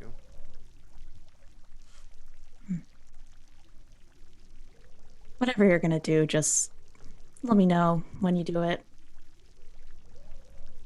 I will. And if you pin anything on Vix, I will ignore all of your calls forever. Good night. And I'm gonna kind of I'm gonna leave the wine bottle there. And I am gonna go ahead and just kind of pause, like she kind of wants to go for a hug, but then kind of decides not to, and then kind of takes one long last look back at the garden and everything, Yeah. and just kind of nods goodnight. Yeah. You can tell that just from the look on her face and just sort of the tenseness in her body language that she, like, you can tell that she had the same moment of hesitation, like, and then just sort of shoulders sort of slump. She takes another sip. And as you turn away, that's the last sight that you have of her as you kind of round the corner in the path is of her just sort of sitting, staring into the fountain pool.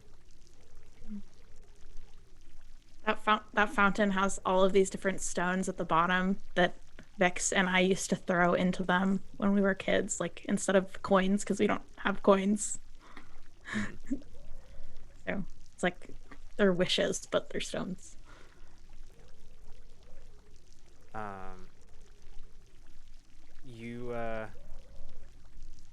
You make your way through the garden, and as you do, you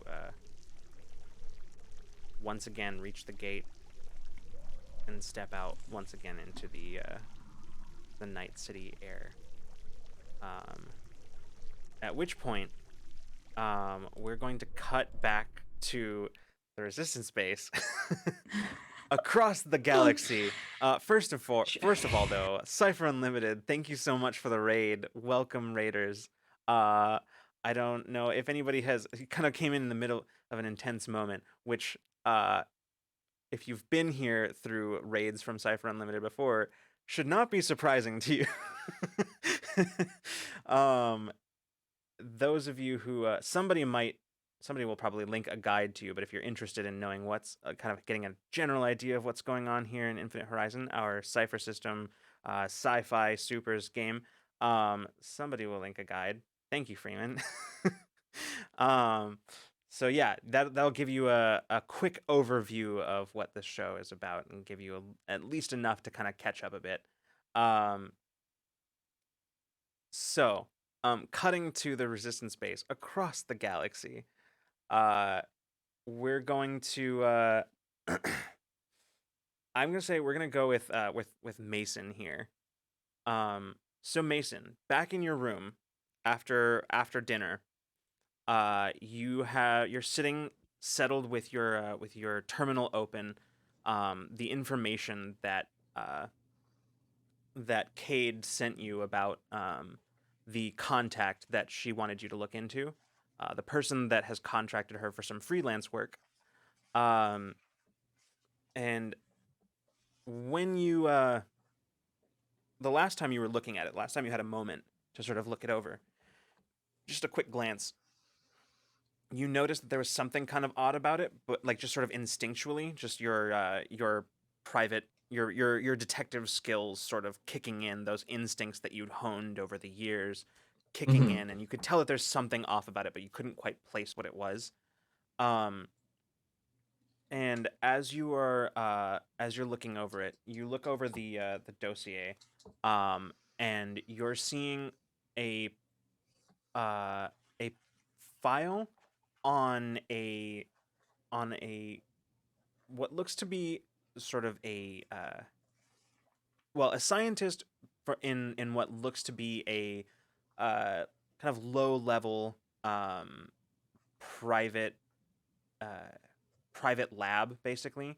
Looks like she has like some prestigious prestigious awards to her name, as well as some pretty impressive degrees from various universities across the galaxy. The sorry, hold on a second. I'm pulling up my notes here real fast. So that I can actually, I too can be looking at the information I'm about to tell you. So We love that. you're looking at the file of one oh, hold on, that's not the right note. You know, one of these days I'll actually have the things that I need in front of me when I need them. But it's not today. Today is not that day. What Mason's gonna do though is going to, he has the instinct, but now he's gonna try to pick up some facts. He's gonna try to discern some information from this. He's gonna do a little bit of digging. Okay. Yeah. So the person that you're looking at is hold on.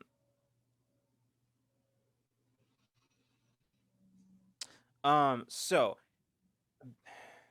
sorry, my documents aren't cooperating with me at the moment. Slap him about. I don't know why I always expect them to work and they just don't ever. So but yeah, so as you're looking through, I'll tell you what. Let's go ahead and call this a roll, since what you're doing right now is effectively you're investigating. You're kind of doing the deep dive into this file to try to find anything that is basically following up on that sort of that instinctual suspicion that you had.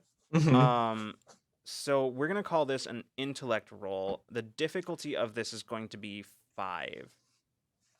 No problem. So I'm trained in tasks that are discerning and piercing disguise or falsehoods. That's gonna definitely play into this. Any like deceptions, like nice try. So it's down to trained a 4. in perception and investigation are some skills I have that I could throw at this maybe. Absolutely. So that'll you're down to 3. And then I'm going to spend some effort. Oh, I have edge of 3 in my intelligence. So okay, well that'll help you if you spend anything. I'm going to spend some intelligence on this. Smarty. Okay, all right. How much? I'm going to spend 3. Oh, you're going to spend them all. Okay, so you're just bringing it down to 0. Yeah, okay, baby. Are you still going to roll? Absolutely. Okay, great. Fantastic. I love this. So Mason's going into his brain wave palace investigation. Here he goes. I rolled a 4. So okay, well, nothing exciting, but you succeed. Nothing. So here's what you're looking at. The place where this catches your attention, as I look for the name, is what catches your attention is that the lab that it says that she works for doesn't exist. It's just not a real place. Look at that. Like it doesn't even hold up to much scrutiny, frankly. So it's not even like a clever forgery. And okay, so sorry, the name that you're seeing is you're seeing an image of a woman who is definitely Terran. Seems to be based on the on sort of like the coloration of her eyes and the fact that her skin is sort of a sort of pinkish red. You can tell that but also you can see that her ears aren't quite as pointed as your average Enzalonian. This seems to be a Terran, probably half human, most likely. And you can see her name. The name that you see on the dossier is Elaine Amrin. That's Amrynn. Oh, I almost got it right. Yeah. the Dr. Elaine Emrin. And it's not a name that means anything to you. But what I will say is, as you start kind of, so the file itself is, for the most part, a fabrication. It seems that her actual as you do a little bit more digging into her and into like her file using yours and of course Wire's resources, you're able to find a bit more on this person. It seems like only like only the awards, only the awards that she's received and accolades are falsified, but her degrees are real. Interesting. This is a very qualified person, just an extreme like if you had to guess, starting to put together something of a personality profile on this person, you're guessing that this is something of a prodigy, that this person is something of a prodigy. Considering that she's only a little older than Peach. She's probably in her probably early hundreds. Maybe 120 is at the oldest. And with this kind of accomplishment under her belt, she would have like there's no way that she wasn't doing some of these degrees simultaneously. Okay. So you as you're so as you're looking through so this, you're- go ahead. Sorry. No, I'm just clarifying. So she's definitely qualified, but her awards are not Yeah, real. no, the awards are not real. And they're what kind of awards? There are a lot of like sort of like the kind of like almost like what this galaxy's equivalent of like Nobel Peace Prize kind of thing, right? Like those sort of like okay. Nobel Prizes and stuff like that, like those kinds of awards, but they're all falsified. You can see on the record actually that there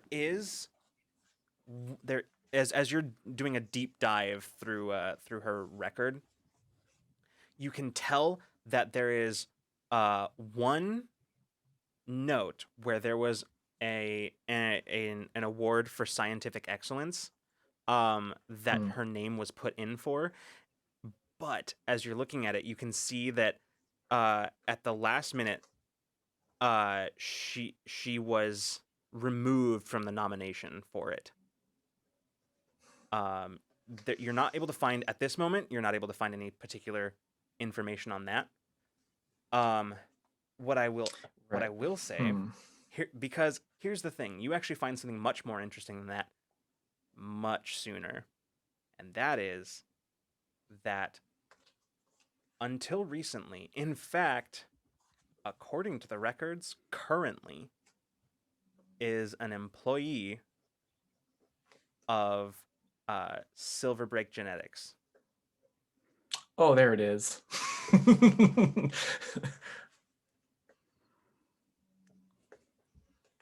She is currently, according to all record that you can find, yes.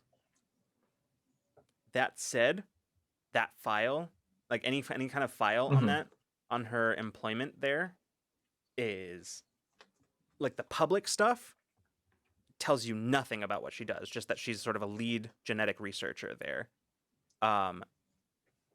When you go to the less public stuff, the stuff that Wire's software helps you kind of uncover, almost everything is redacted. Like almost everything. of course. Sus. Absolutely.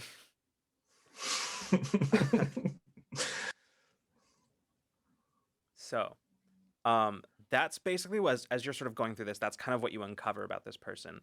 Not too much else about her, frankly. On like, you didn't do a particularly like thorough search for that. You'd need to spend like a lot more time. But for the amount of effort that you spent on this search right now, I will tell you that there is a lot less that you're finding on her than you should have found. Everybody, no matter who they are, they leave a footprint. Hers is It's not. It definitely looks like it's been somebody has gone out of their way to remove some of her footprint. Mm-hmm. Mm-hmm. Someone who does not want anyone to know what she's up to. Possibly. Maybe. Um. And okay, Mason kind of just pours himself a little glass of whiskey and kind of just sits back and takes a sip and kind of checks the time. Mhm. I think I'll send a message to, if it's not too soon, maybe send a message to Cade Mhm. with how much he's Sure. found so far. I don't know. Yeah. Yeah, I think so. Okay. Like an update, basically. Like here's what I found. Don't worry, free of charge, of course. No rate here. That's a joke, of course. I'm kidding. That's always free for you. Yeah, be careful and kind of just go through that. Sure. You actually don't have to wait long. As you like within a couple minutes, you're receiving a call from Cade on your personal frequency.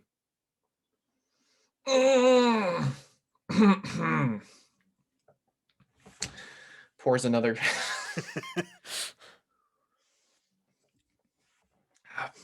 And I'll answer Yeah. it. You see as the screen her face comes up on the screen. She's sitting in that same apartment that you saw in her previous message. With in the background, you can see the familiar city skyline of your home city on the planet Krenai. Although now it's sort of it looks like it's kind of midday as opposed to the last time where it looks like it was evening. But she looks at you and goes, "Hey, how's well, thanks for looking into this."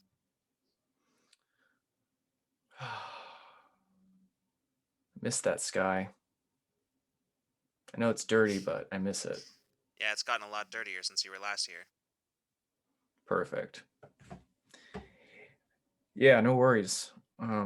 So this scientist, she's completely lying about most everything on here, I see. I knew I had a sense about her that, I don't know, just something about her.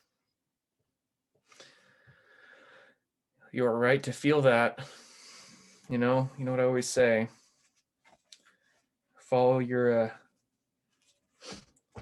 gut before your head gets in the way, kid. Yeah. Actually, Yeah, I learned that from myself, you know. yeah. Oh, I remember all the times your head got in the way. How many stitches do we have to put in that one time? Yeah, 8. Yeah. But the one busted, so it's like this. It's not fully. Well, actually, kind of oddly enough, it's healed over a lot Yeah, more. well, I told you that you didn't need to be climbing things. Whose fault is that?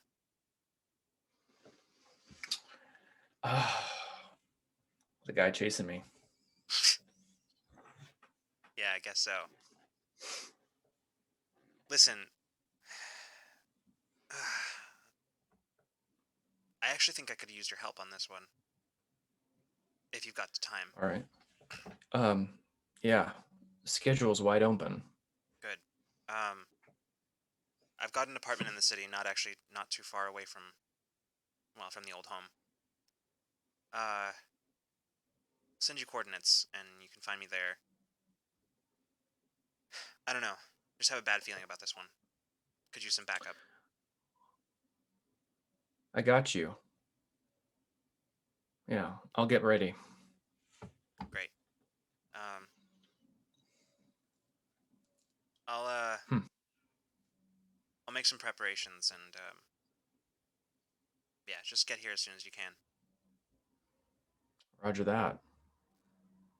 Take care until then. Yeah, you too. Always do. And you see with that, like the communication cuts out. Mason kind of just leans back and kind of is going to get, maybe he's not going to get ready to go right now, but he's going to start getting stuff ready. He's going to toss on his old ankle holster and get his little tiny little backup pistol. He's going to put in he's going to take out of he's going to mess around in his junk drawer. Yes, he has a junk drawer.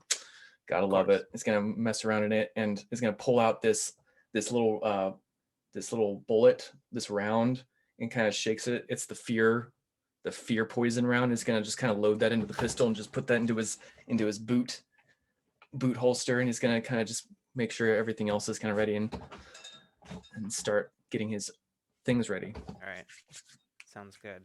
Then as we leave Mason sort of packing stuff, we're gonna cut across the base as Taeyeon and Vix are currently marching their way across the base to Peach's room. So as you're walking through the base, Vix turns to you, Taeyeon, and he says, "So I mean, I know the plan is basically to get in there and to make sure that it's not a danger or whatever. But have you thought about what we're gonna do if it turns out she is a danger? Because I haven't." Neither have I. Great. This is a great plan. I mean, the sooner we can identify it, the better. Mm-hmm. Because then we have a bit more time to do something about it. Sure. And what if when we identify it, it's in the form of terrifying shadowy black tentacles coming at us? I mean, and I guess we fight. Great. Yep. I'm loving this plan more and more with every step. Sure we don't want to Are you scared? call anybody? What, am I scared? Yes, of course I am. Did you not see what she did on the Yeah, that's a fair point. We can hear out the rest of the crew. I know Ada probably want to at least know about this. Sure.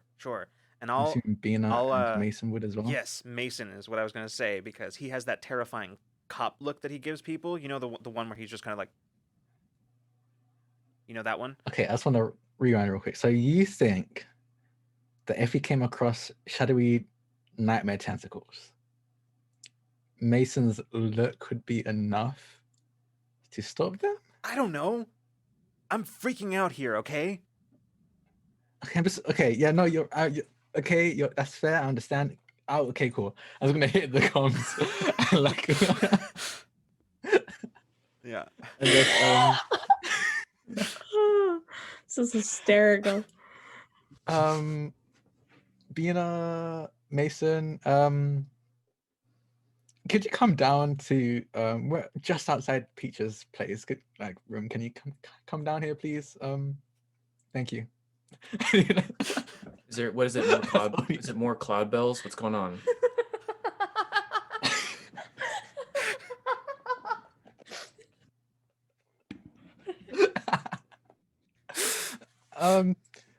No, but actually, do you need to talk to you about that? Because I think one of them is like starting his life over again. It's like that's something I need to tell you about. But do not involve me if there's cloud bells. I don't want to see them. Oh no! This is not cloud bells. It's considerably. It's about Peach. Could you come down, please? Is everything okay? Come down, and he just ends the call. All right. Sorry, I've been laughing for the past 10 minutes, but I haven't been involved. I've been muted, but you've involved me in the scene, so now you have to deal with this.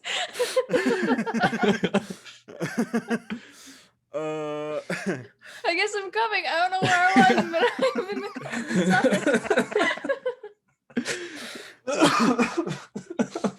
What a just chaotic scene. I love this. Yeah. The best way. Oh my gosh.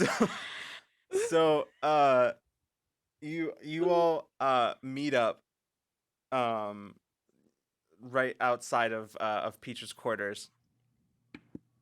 Hey. Yeah. Give you a quick rundown of everything that's going on. So Vic just told me that the other Peach from the other timeline is quite literally physically here, and I'm a little bit worried about that because usually things interacting from different timelines is a very much a no-no unless you have like a good hand-on kinetic energy, which I don't think Peach does. And considering that I'm like the reason why Ada and I are here is because of like a whole space-time traveling and eating anomaly. I'm a little bit worried that maybe it's connected because this definitely seems like a time-related incident. So we want to go into Peach's room and check if it's safe, but we don't know how, and we don't know what to do if it isn't safe. So Vix thought that bringing Mason here with his detective look would somehow help. So, and I thought you'd just be helpful because you are a very pleasant presence, Bina, and I feel like that would be helpful to some degree because the other Peach, I'll admit, was a bit terrifying Okay. when I encountered her. Thank you. Why don't we just call Peach? I mean, I also He assumed that could Peach was introduce already in there. us, maybe like. Vic steps forward and he just says, I mean, I hate to say it, but she kept all this from us. What makes you think she would? I mean, you know her. She would just say that she's got it all under control. Whether or not she actually did. Well, we could just tell her that we would like to meet her counterpart without asking and just say that's what's going to happen. Sure. And we're not giving her a choice in the matter by just showing up at her place. Yeah, see, that's okay. Yeah, that's fine. I was worried this was going to turn into like breaking and entering. If we're knocking, that's fine. No. Oh, That's plan B. And he just turns turns to the door and just sounds the door chime. And then there's nothing. There's no response. Can I feel anybody in there? Nope. There's nobody in there. Well, nobody's home, so maybe we should have timed this better. above game. Mhm. Have I ever been inside or seen the inside of Peach's room? That's a good question. I actually don't know the answer to that. I don't. I sort of. I mean- I don't think so. Actually. I don't think you Okay. would have because. Yeah, I mean, Well, you were there's here no. for like 12 hours. It was a little more before than that. we It was a couple left and we days. just Yeah. got It was a back. couple- it was more couple days last than that, time. but yeah. Oh, okay. But even still, Okay. I don't know. Like, it was kind of a whirlwind, and I don't think that you had time Yeah. for like family dinner when you were Yeah. here last time. So, yeah, I don't think you Okay. actually have been in there. Yeah. Do you want to like call her or? I'm still unclear on the plan. That is because there nobody's in really there. at no point was one. Okay. I'll Okay. be honest, cool. I I'm panicked. good with I'll that. just admit I panicked a little bit because I've never dealt with anything like this. Cool. Vix just Mason's gonna check the door. Is the door locked? that's a good question. Does Peach lock her door generally, Olivia? No. Okay, then no, the door's not locked. I do. Oh, okay. I wasn't sure because you did say you. Who's gonna walk into her room, and if they walk in You did and say she's one. asleep, it's only worse for them. Like I do you remember know, you like, said you locked it one time, Yeah. but I don't remember. That's I why I, think there was a asked. specific reason I'm- for that one, but like Good point. Yeah. Fair enough. Fair enough. I've lost complete track of what time we're in here. Okay, so it's not locked. Whoops. so Vina crosses all four arms and just looks at all of these boys like, what is wrong with you? Would just call her. Nobody's in there. If you want to corner other Peach, she's not in there. I don't know what the point is right now. Just Okay. just tiny little both, 5 both, foot both number, Mason like- Mason and Vix now are just sort of like craning their necks looking into the apartment. I okay. heard something. I'm fire. again. I'm not used to this. I panicked. Never had to deal with a possibly, I don't know, time eating event that could be right here under our noses. Well, I don't actually think we should go in. But if there's anything you can do from out here, can you scan the room Anything? At that, Ada steps forward from the back of the crowd and just sort of like pulls up her terminal, and you can see as it just starts like scanning the room. You can see like the Vita looks over at Ada. she looks at you and goes, "Time anomaly. You can't take any chances." She sort of just scans the room and says, "Okay, so I'm not detecting any traces of the type of energy that we detected in our time. I am detecting some elevated levels of quantum particles, but nothing. I mean, that could be anything, really. Does that mean anything to us? Like,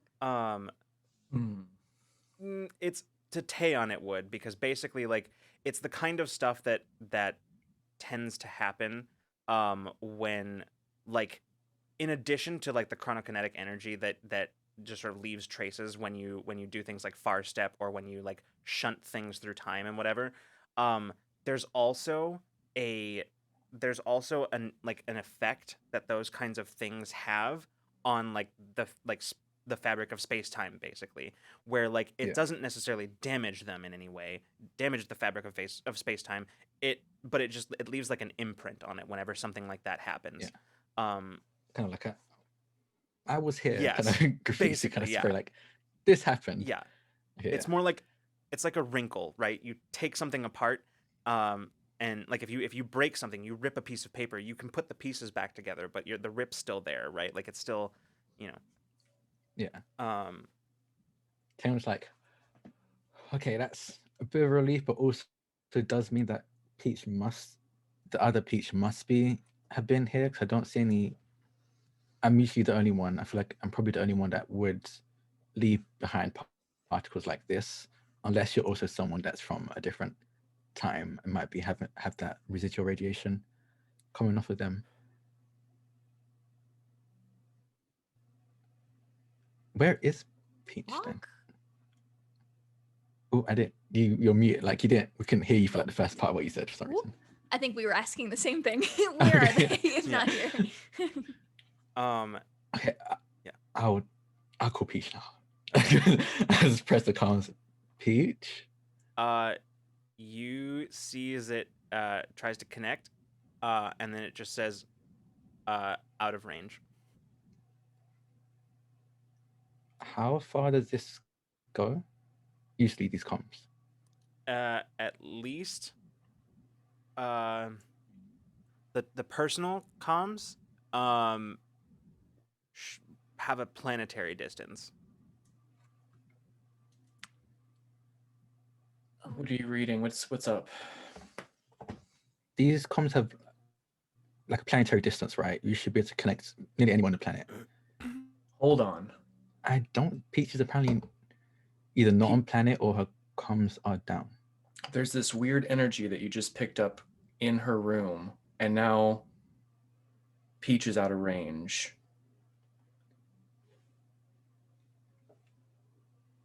A wood check for. Sometimes we get interference from the nebula. That would be her first. That's like, also we should just very double true, check yeah. this first. Yeah. Just wanted to.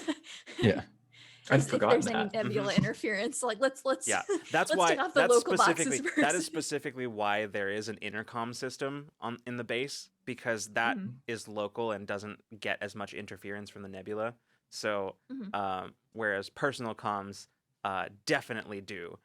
So that would be. I want to make sure that first is not an issue before we catastrophize. Okay. I'll tell you, it is right now. It's the wrong time of day for that kind of interference. So I report back. Okay. Tell me everything. Not everything, but we don't have all that time. What can you tell me about this other Peach? Exactly. What Can't tell you much. I saw her appear on the pirate's vessel and just consumed everyone in a darkness. So one person somehow managed to escape, but she didn't let that last for very long and pulled him right back in. I couldn't see what was going on inside there. I think at one point I saw her looking through this darkness, and then she just turned right back into whatever she was doing back there, and I just ran. And then dark shadows came around and made an entire ship disappear. Later. Did she take Peach? We don't have any sort of like Star Trek vessel. Where's the location of Peach? Like, do we have anything like that? Like, find the communicator, like on base. You could do it. Yeah, on base you could do it. On base. That's what easy enough to do. But right now it's not locating. Okay, that's what I wanted to know. Yep. I'll show my terminal with that information. So we're just, as you guys are trying to figure this out, we're gonna cut back across the galaxy on Anzalon Prime. Peach, you are walking your way back into the park across the way, with the sounds of the city once again around you. And as you walk over to the exact spot, the park bench where you left your alternate universe doppelganger, she's still sitting there, waiting. Says, as you approach, she just says, "So did you talk to her?" Yeah. And?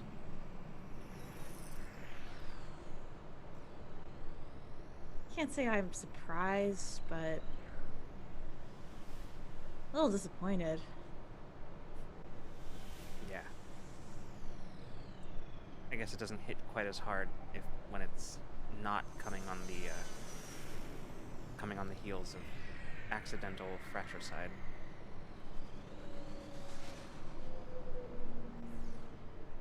Mm-hmm.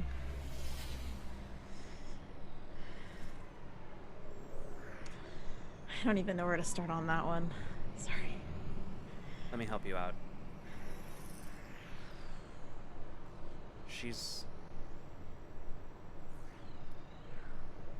If she's anything like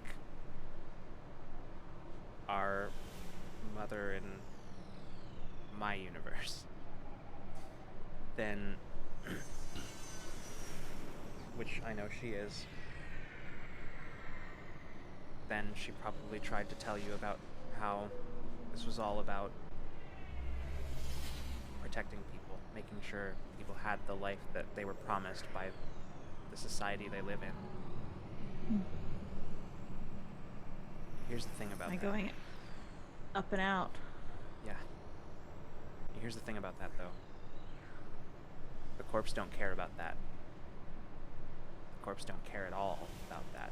In fact, it's the last thing they want. And anything that has their help or backing is tainted, is made toxic by it. Including her ideals. The ideals that she has. She definitely has and believes in. Those ideals, they led her down this path. She went down a path she felt was her only option.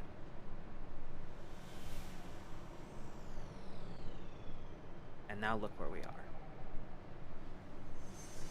She tried to avoid a war and found one anyway. Worse still, because now she's in bed with corporate greed.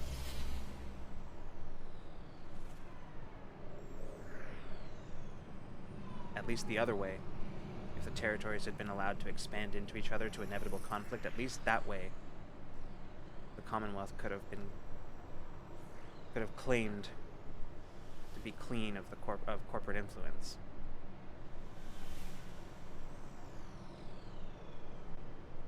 She thinks she's using them as allies or some kind of partners in this new forward galaxy, but they're just using the Commonwealth. They're just using her. Like they do everything. And I mean, everything the corpse touches, it can go pretty bad. Usually does, but They used her But- ideals against her to get what they wanted.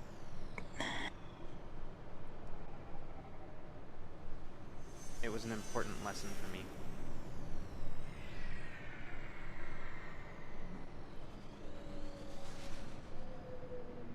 The corpse will. the bad thing is that everything she touches, it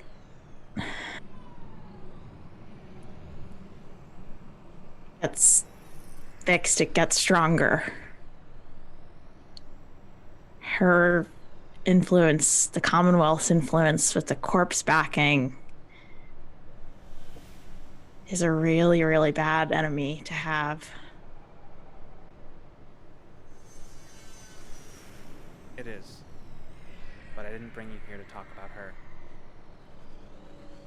No. This is about you. Your ideals matter, and they're admirable. But they'll be used against you. Any leverage the corpse can get on anybody, they'll find it. They'll find it and they'll leverage it against you. That's my first lesson. Hold nothing sacred.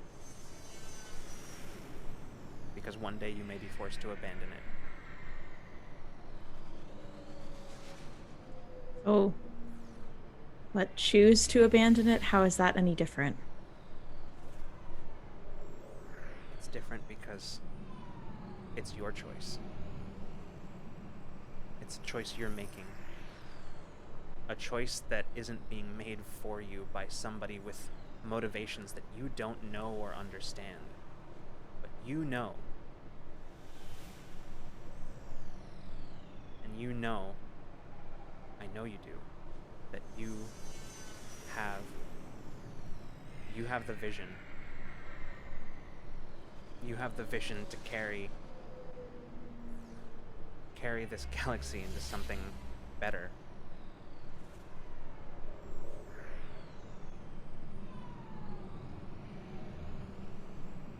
It's not just my vision. One person can't hold all of that.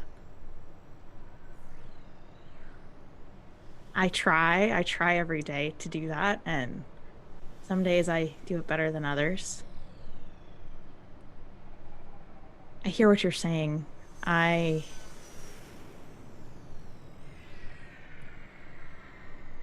see that it's the choice that you had to make.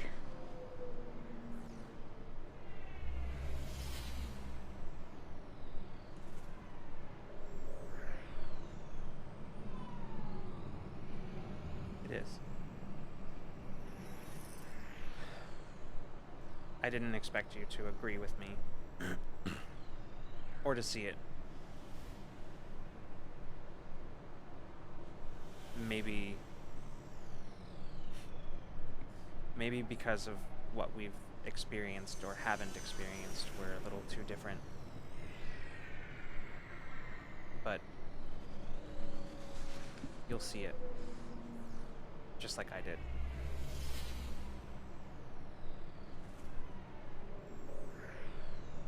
I just hope that when you do, it's when there's still something that can be done about it.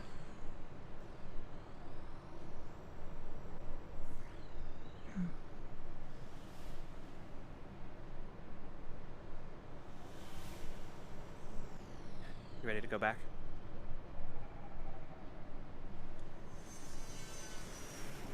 I'd like to just sit here for a little while. You can do that. How long has it been since you've been back?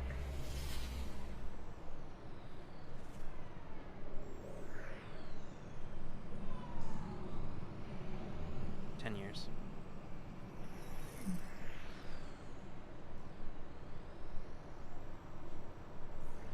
How does it feel?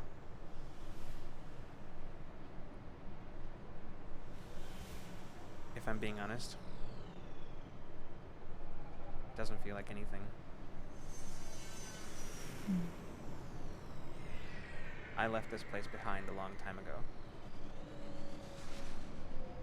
There was nothing for me here anymore.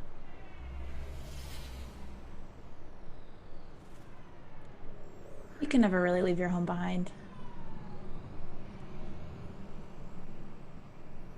She doesn't reply to that.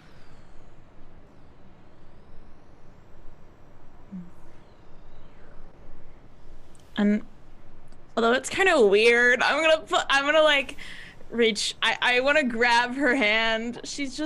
Peaches just feel like her eyes are almost kind of teary from that whole conversation, and it's kind of hitting her, and she just kind of reaches out, and I don't know. The other piece just strikes her as so sad. She is startled momentarily, and almost kind of instinctually pulls away, and then doesn't. And the two of you sit there as she just sort of holds your hand.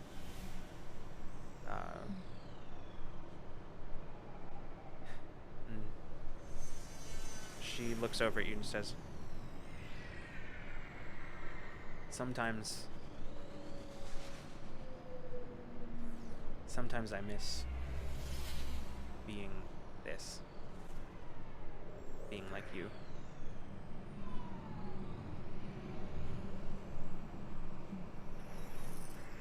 You still can be. No.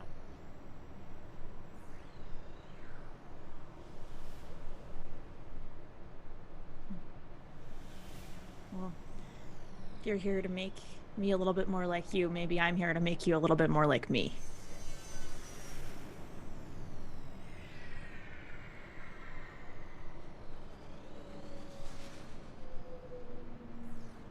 I appreciate it. And you're welcome to try, and I can't stop you. Just don't set yourself up for disappointment. Well, I wouldn't want my ideals to be exploited and turned against me. It's probably time to get you back. Yeah. She stands up, still holding onto your hand, and turns, and for a moment you see as she hesitates and just sort of stares at the city. Oh. Just for a moment, watching as cars pass by through the air, following one or two of them. She never looks at the compound. She never looks at the estate. And then you see as she just sort of holds out her hand, and once again, that sort of rip in the air just sort of appears. You can see through it. You can see the space of your room, your bedroom, back on the resistance base. And she says, I'll see you next time. See you next time. Good lesson.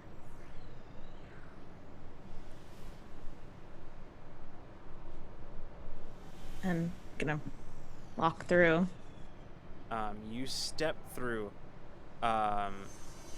into the relative quiet of your bedroom on the resistance base, and behind you turn, and the two of you make eye contact once again through the rip in the air. She looks at you and just sort of gives you a very, very slight quirk of her mouth, and then nods as it just sort of vanishes as the air seems to knit itself back together. Yeah. Wow. At that point, you hear a crash of something, like the sound of something breaking in the other room.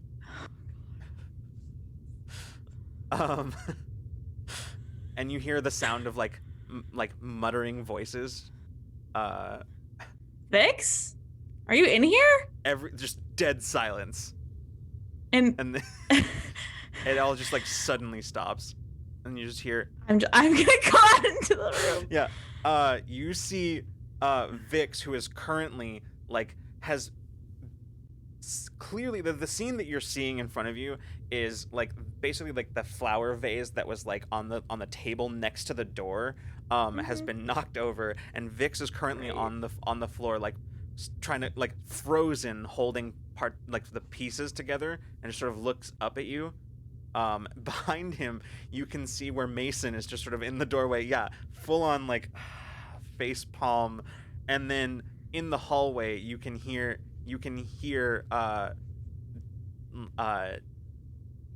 Ada and Taeon just sort of like going back and forth like, we shouldn't have done this. This is a bad idea. We should have thought this through, whatever. And you can see Do you guys want to come in? Vix kind of looks down and looks up, goes,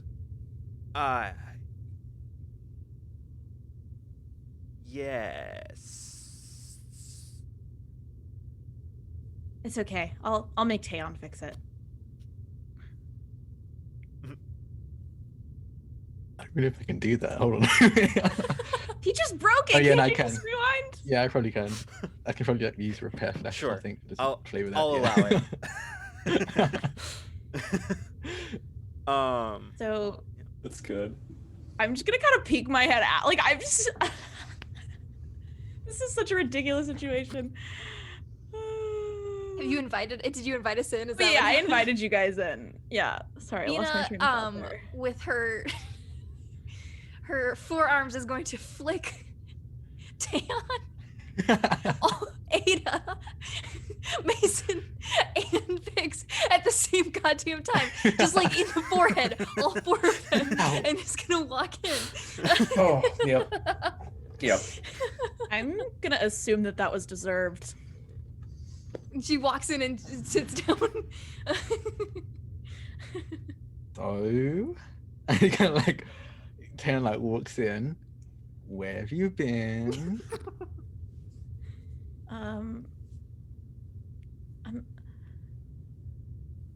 I'm not sure how to easily answer that question, but hold on, I need to make some tea first, and I'm gonna walk over and like start boiling water for tea. All right.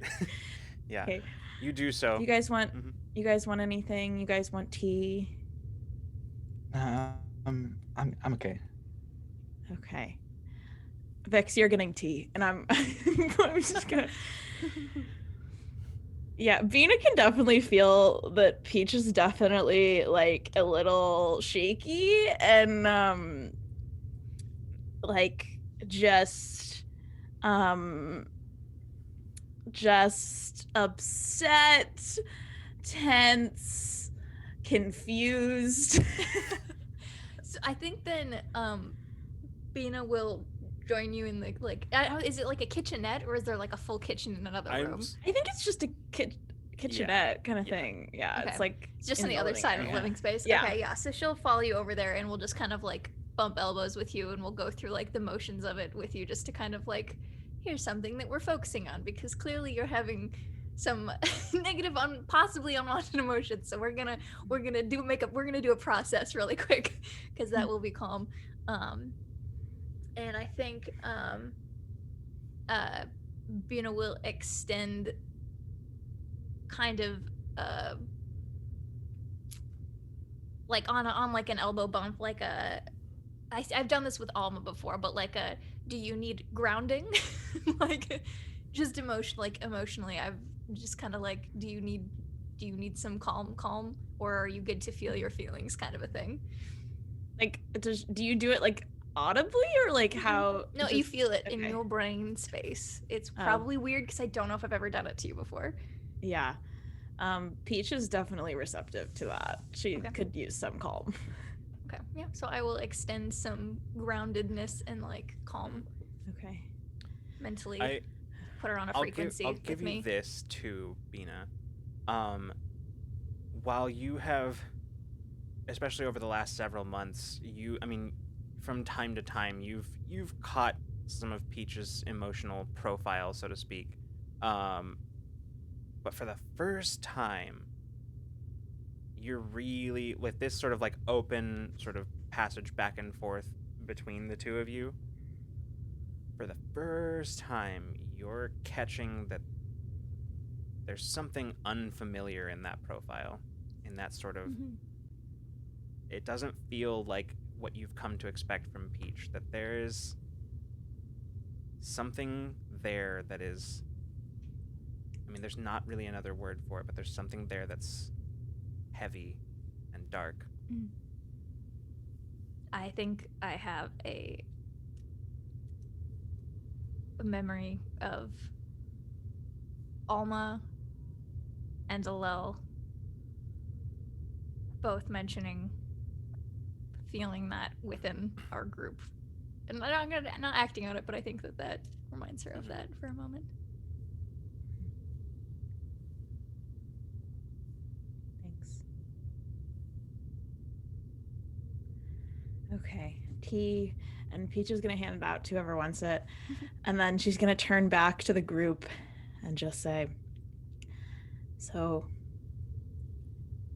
I just came back from Anselon Prime." Oh. Vix looks up at that and just sort of, you, I mean, how did you, I mean, did you see? Yeah. Oh, he just kind of looks at your face and just, oh.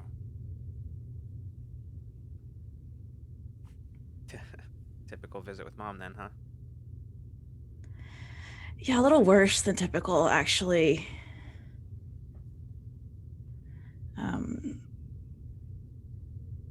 Yeah, I can go into that, but why are you guys here? Did you just stop by? Yeah, no. So Yeah, again, like you Nina just see looks Taylor like pointedly- Taylor's like immediately like avoids eye contact and just goes into like rambling mode. Okay, so basically what happened is I saw Vix, he seemed very stressed out. I spoke to him, and apparently it's because pretty much about everything that happened on the mission. And he's like still avoiding eye contact. Immediately. He just like gives Immediately. him like a dirty Yeah. look that he's very accustomed to receiving. Mhm. And then he tried to hide it, wasn't very good at hiding it. He's a terrible liar, and also I've just dealt with better liars. But he apparently knew that you were keeping a secret, that Peach, the other Peach, is physically here. Not just like an echo or a vision, like she's physically here. Like at this point he does actually make eye contact with Peach. And I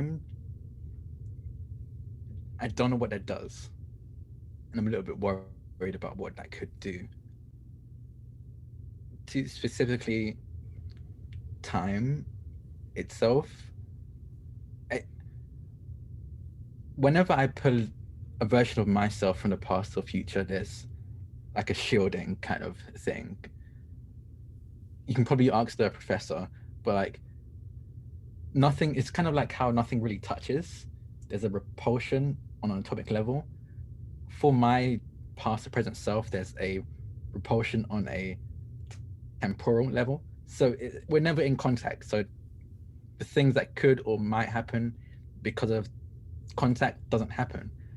I don't know if Peach has that, especially because not only she's from the past, but a completely different timeline altogether.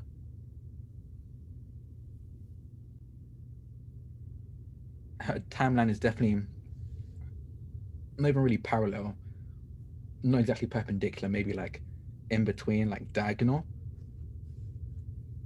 So that could mess things up. And I'm just worried that might. Me and Ada, you can see like he's like struggling to find the words. Me and Ada came, as we told you, because of this weird anomaly that's traveling through time. And you think And we located it down might to around connected. this time. Yeah. Yeah. Whether or not Well- it is, I don't. That was just honestly, I panicked and just wanted to just check. but it does seem very time related, which is also the problem we came back to solve. Okay. Well, she's not here right now. You can take a look around, but she uses a really high amount of her power at once to do kind of big. I mean, we all saw it, and I think the trip to Anzalon Prime really took it out of her. So when she's back, maybe. What do you and Ada want to run tests, or I don't even know how you would determine that. I don't know either. I mean, we can check if there's similar energies. I think Ada actually has a good signature of what the anomaly has the energy signature of. Yeah. So we can compare it to that. Yeah, I could try that. In fact, sorry, I've kind of been scanning you from the moment that you stepped out of that room, but just to make sure. And I'm gonna hold up her arms like she's being scanned. Just looks down. No. Oh, okay. It's much more similar to what I detected in the room when we first when I first scanned it. I really should start locking my door more often. Vix raises his hand. He says, "In my defense, I crack under pressure. That's why you always had to be the one to lie to Mom for me. And you know this." Oh, she said hi, by the way. Oh yeah. What is she accusing me of this time? I mean, I don't need to get into it, but she said hi.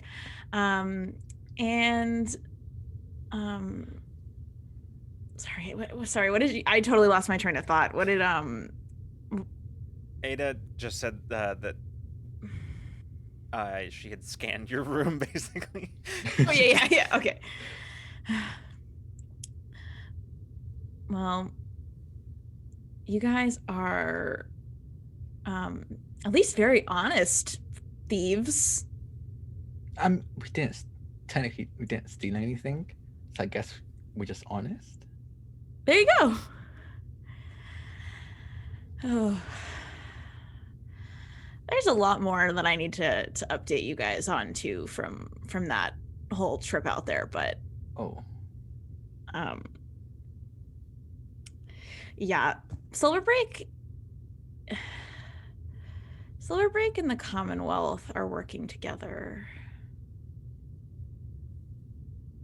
Worse. And they're helped with the creation of the conduit. Because they want to expand out into other galaxies beyond our own. Above game, is this like alliance something I would know, or is it like a huge divergence of what I remember? You do not remember anything like that. Oh, in that case, I think both Ada and Taeyeon probably like get hit with this. Yeah, like it's one of those like simultaneously, like you look at each other and then look away, and then Bina immediately feels the alarm from from both of them. They look at each other, and then Bina's immediately looking back and forth between the two of them. Peach is just kind of looking over at Vix, and like they're kind of having a silent conversation. I think where he's filling in some of the blanks of that. Yeah.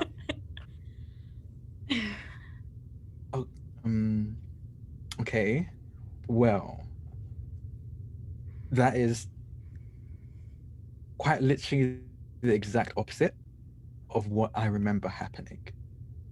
We managed to convince the Commonwealth and the Ascendancy that the corpse in general, but obviously including Silverbreak, were the enemies. There was no. Of course, there was still like corporations like working within these places, but there was never a outright alliance. This is uncharted territory. I think from now on it's going to be uncharted territory. at least for me. And Ada, of course. Ada nods. Says, "This is definitely the biggest change we've noted in the timeline since arriving. This is huge."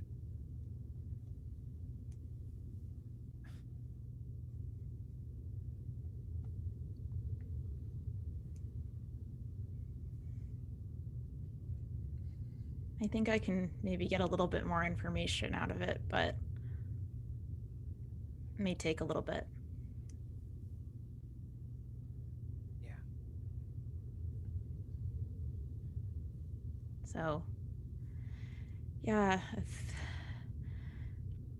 pretty fun night. Oh boy, that's sounds like that's a bit of an understatement.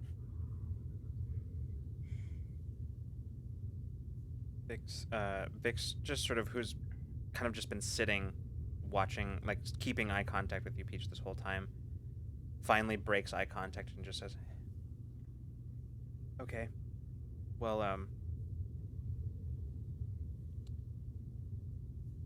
then what's the plan? I mean, what's next? I know we just got here, but I don't know about any of you, but I don't really feel like being here anymore. I feel like we've got to be doing something, or nothing. It doesn't matter. I just don't feel like being here at the base anymore." Well, what are our threads? What do we need to look into? If we're gonna go, might as well do something. I think we might need to do a bit more research and get more intel on what exactly is going on, what the Commonwealth and Silverbreaker, they forge an alliance, but what exactly for? What are they funding? The creation of something, weapons, powered people? I mean, they've likely been working in collaboration with the corporations for a long time. I mean,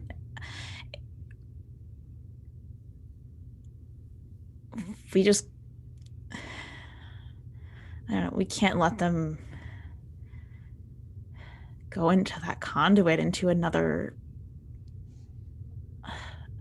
a new place. We don't even know what's out there.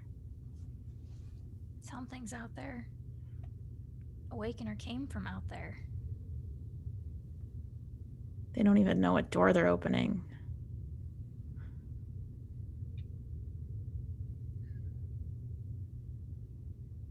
So where did it go?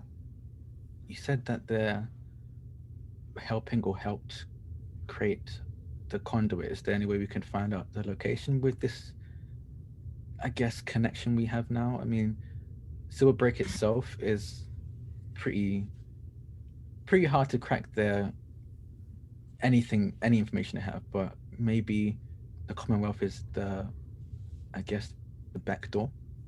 Is there a way to get through and get intel from that?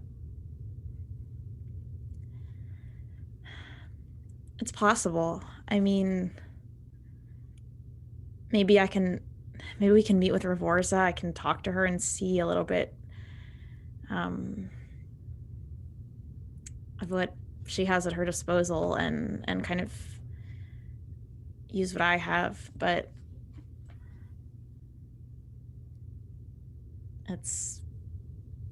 there's a lot we don't know, but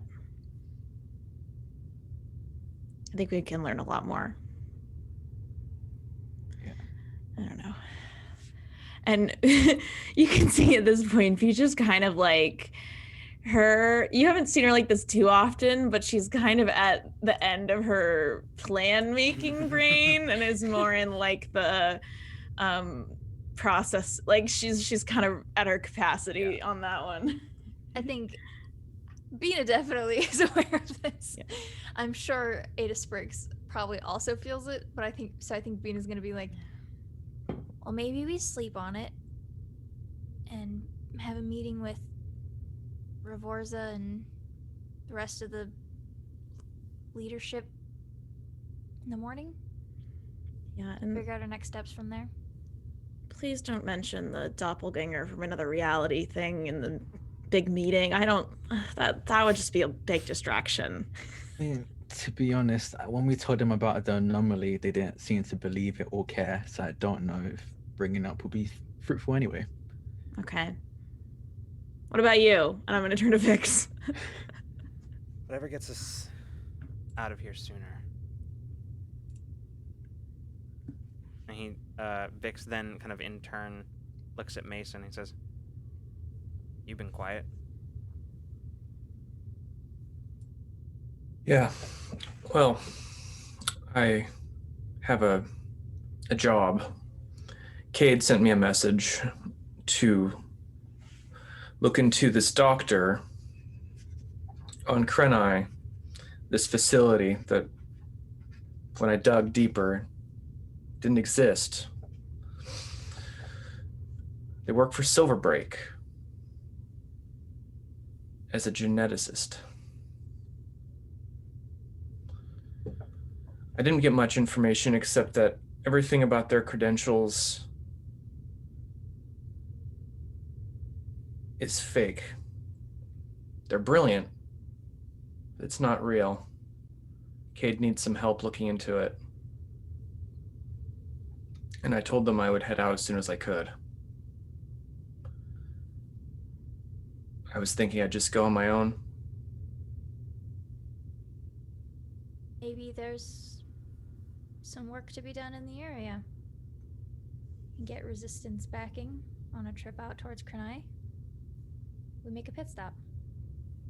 Yeah, and if they work at Silverbreak, they themselves might have some intel that we could hopefully get out of them. Mhm. I mean, a geneticist seems pretty linked to what happened to you all. I feel they might understand or know something. Definitely could be a good target. Peach, this is a thing that you would definitely be aware of, is that Krenai is an ascendancy world. Specifically, it's an ascendancy world that wasn't always. It was actually captured by the ascendancy during the last conflict over 1,000 years ago. Oh. It was a world that was taken over by the ascendancy from the Commonwealth during the war.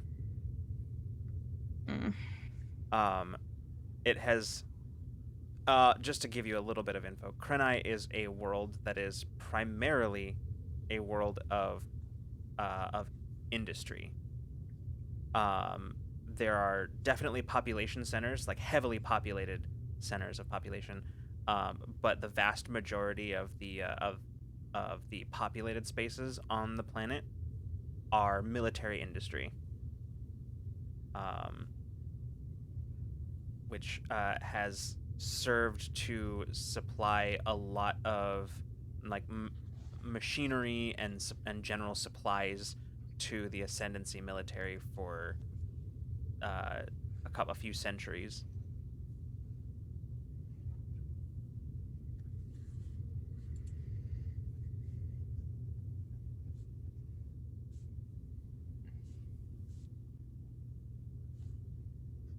So, what do you guys think? I mean, it's a lead. It's something. I don't even know if calling it a lead is quite right, but it's something. Maybe. Correct me if I'm wrong, GM, but Krenai as a place of industry might potentially have maybe a one-stop pickup for some parts and things needed by the engineering team here on base. Very well could be, yes. Well, we'd have to maybe pencil it in for the afternoon after the meeting, but we could go tomorrow. I don't see why not. I'm gonna test out some my new abilities apparently that I can do. Might as well test that on the field when I'm not being shot at.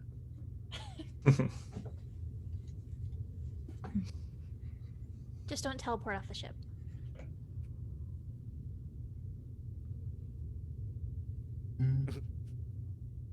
Okay. In the middle of warp, we would never get you back. Or That's a good point. FTL. Ada looks at you and just I'll be honest, I was a bit curious. she looks at you and just goes, "No." Okay, I just want to. Okay, I won't. Fine. I feel like the further we go along, the less feasible it is doing any sort of power testing while we're in flight. It becomes more dangerous for us and everyone involved. You can test that on your own time. Oh well, I have been. Ada looks around and says, "Okay, I can tell everybody's tired, and if we're going to be moving soon, as soon as tomorrow, then I think everybody would benefit from some rest."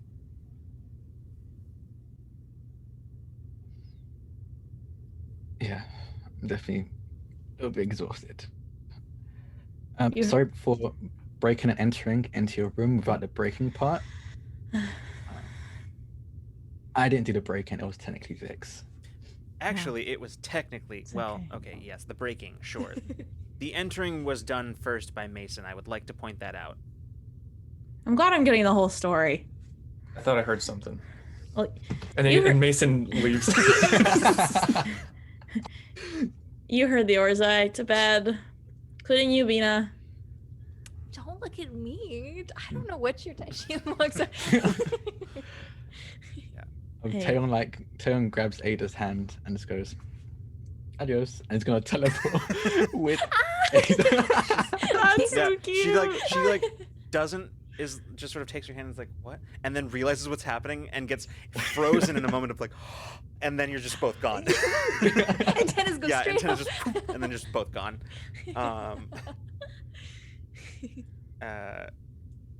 As leaving you just sort of in the room with Vix as he looks at you and says, Mhm. Sorry, Do you want to stay? yeah.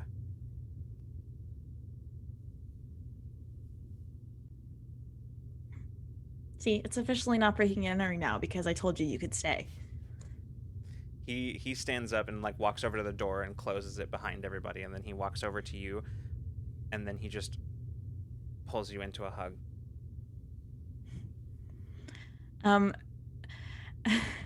She hugs him, and like at that, the kind of like calm, one, Pina has left, so that calm is kind of gone, and two, just kind of now that everybody's out of the room, the whole day is really hitting her, and she just like fully starts crying. And Yeah. And he holds you just like you've held him countless times throughout your childhood, just like he's held you countless times whenever you were suffering under the pressure of your studies, of your career. And like you held him whenever he was having a hard time, whenever he got into a fight with your mom, and together the two of you sit there on the couch just holding each other until eventually you both fall asleep. And that's where we're going to call it. Aw. I have to like text my brother now. Damn. Whoa. All right, everybody. Wow. Well, we definitely went a little over, but I wanted to make sure that we arrived there at that point by the end. So, thanks everybody for hanging out. Bit of an episode today. It was a roller It coaster. sure There was. just pure chaos and it was just emotions. It's been a while since we've had like a bunch of chaos happening. It was so good. whimsically. Oh my god, forearm Bina flick. What? That was Perfect. You're all dipshits. Yes, that was perfect. Oh, I felt that in real life. Transcended time and space. As long as I live, nothing will ever remove the memory of Bina just getting progressively more and more like, what? What What are you doing? There are easier ways to go about this. I haven't been that chaotic with a character for a long time. Like, what am I doing opening a Peach's door? Like, but I had fun. It was. Slyn was very on board for breaking and entering, but Bina definitely Oh, wouldn't yeah. have been. So I was like, Oh all my right, let's gosh. come on. Taeyeon probably has definitely has broken into some of his teammates' rooms when they've been like, like maybe there was a point where we're on a mission and we can't have alcohol, but they're definitely smelling alcohol from someone's breath, so they kind of broke into the room Oh, to- you're like the RA. Yeah. yeah. Boo. I saw in Sorry, chat very Caitlin. briefly, which I think encompasses that all well, was what's a little breaking and entering between friends? Yeah. Oh god. All right. Well, we're gonna go. Everyone, just a reminder that this Friday we'll be back with Ramblemancy and our special guest Justice Armand of Beetle and Grimm's, to talk about engaging with TTRPGs. It's gonna be a whole lot of fun. Very excited to have Justice here, and it'll be just a fun time. Make sure that if you aren't already, you get on the Discord, because that's the best place to hear about anything that we're doing these days, and and to get the most up-to-date information as quickly as possible and as soon as possible. And instead of plugging any of our stuff today, I'll just end by saying, remember to, if you can, just be talking about all of the events that have been taking place recently with the violence against Asian Americans, and be talking about it. Make sure that you're being loud, make sure that you're being heard, sharing information around, and of course, if you can, donate to places. We'll put a link in Discord. We'll make sure that it gets in there somewhere where all of you can find it. But yeah. Otherwise, everyone, thanks so much for coming and hanging out with us. Thanks for just being with us along the journey. We'll see you hopefully on Friday for Ramblemancy, but if not, we'll see you the next time you decide to come roll with us. Good night and good zone, everyone. Zone.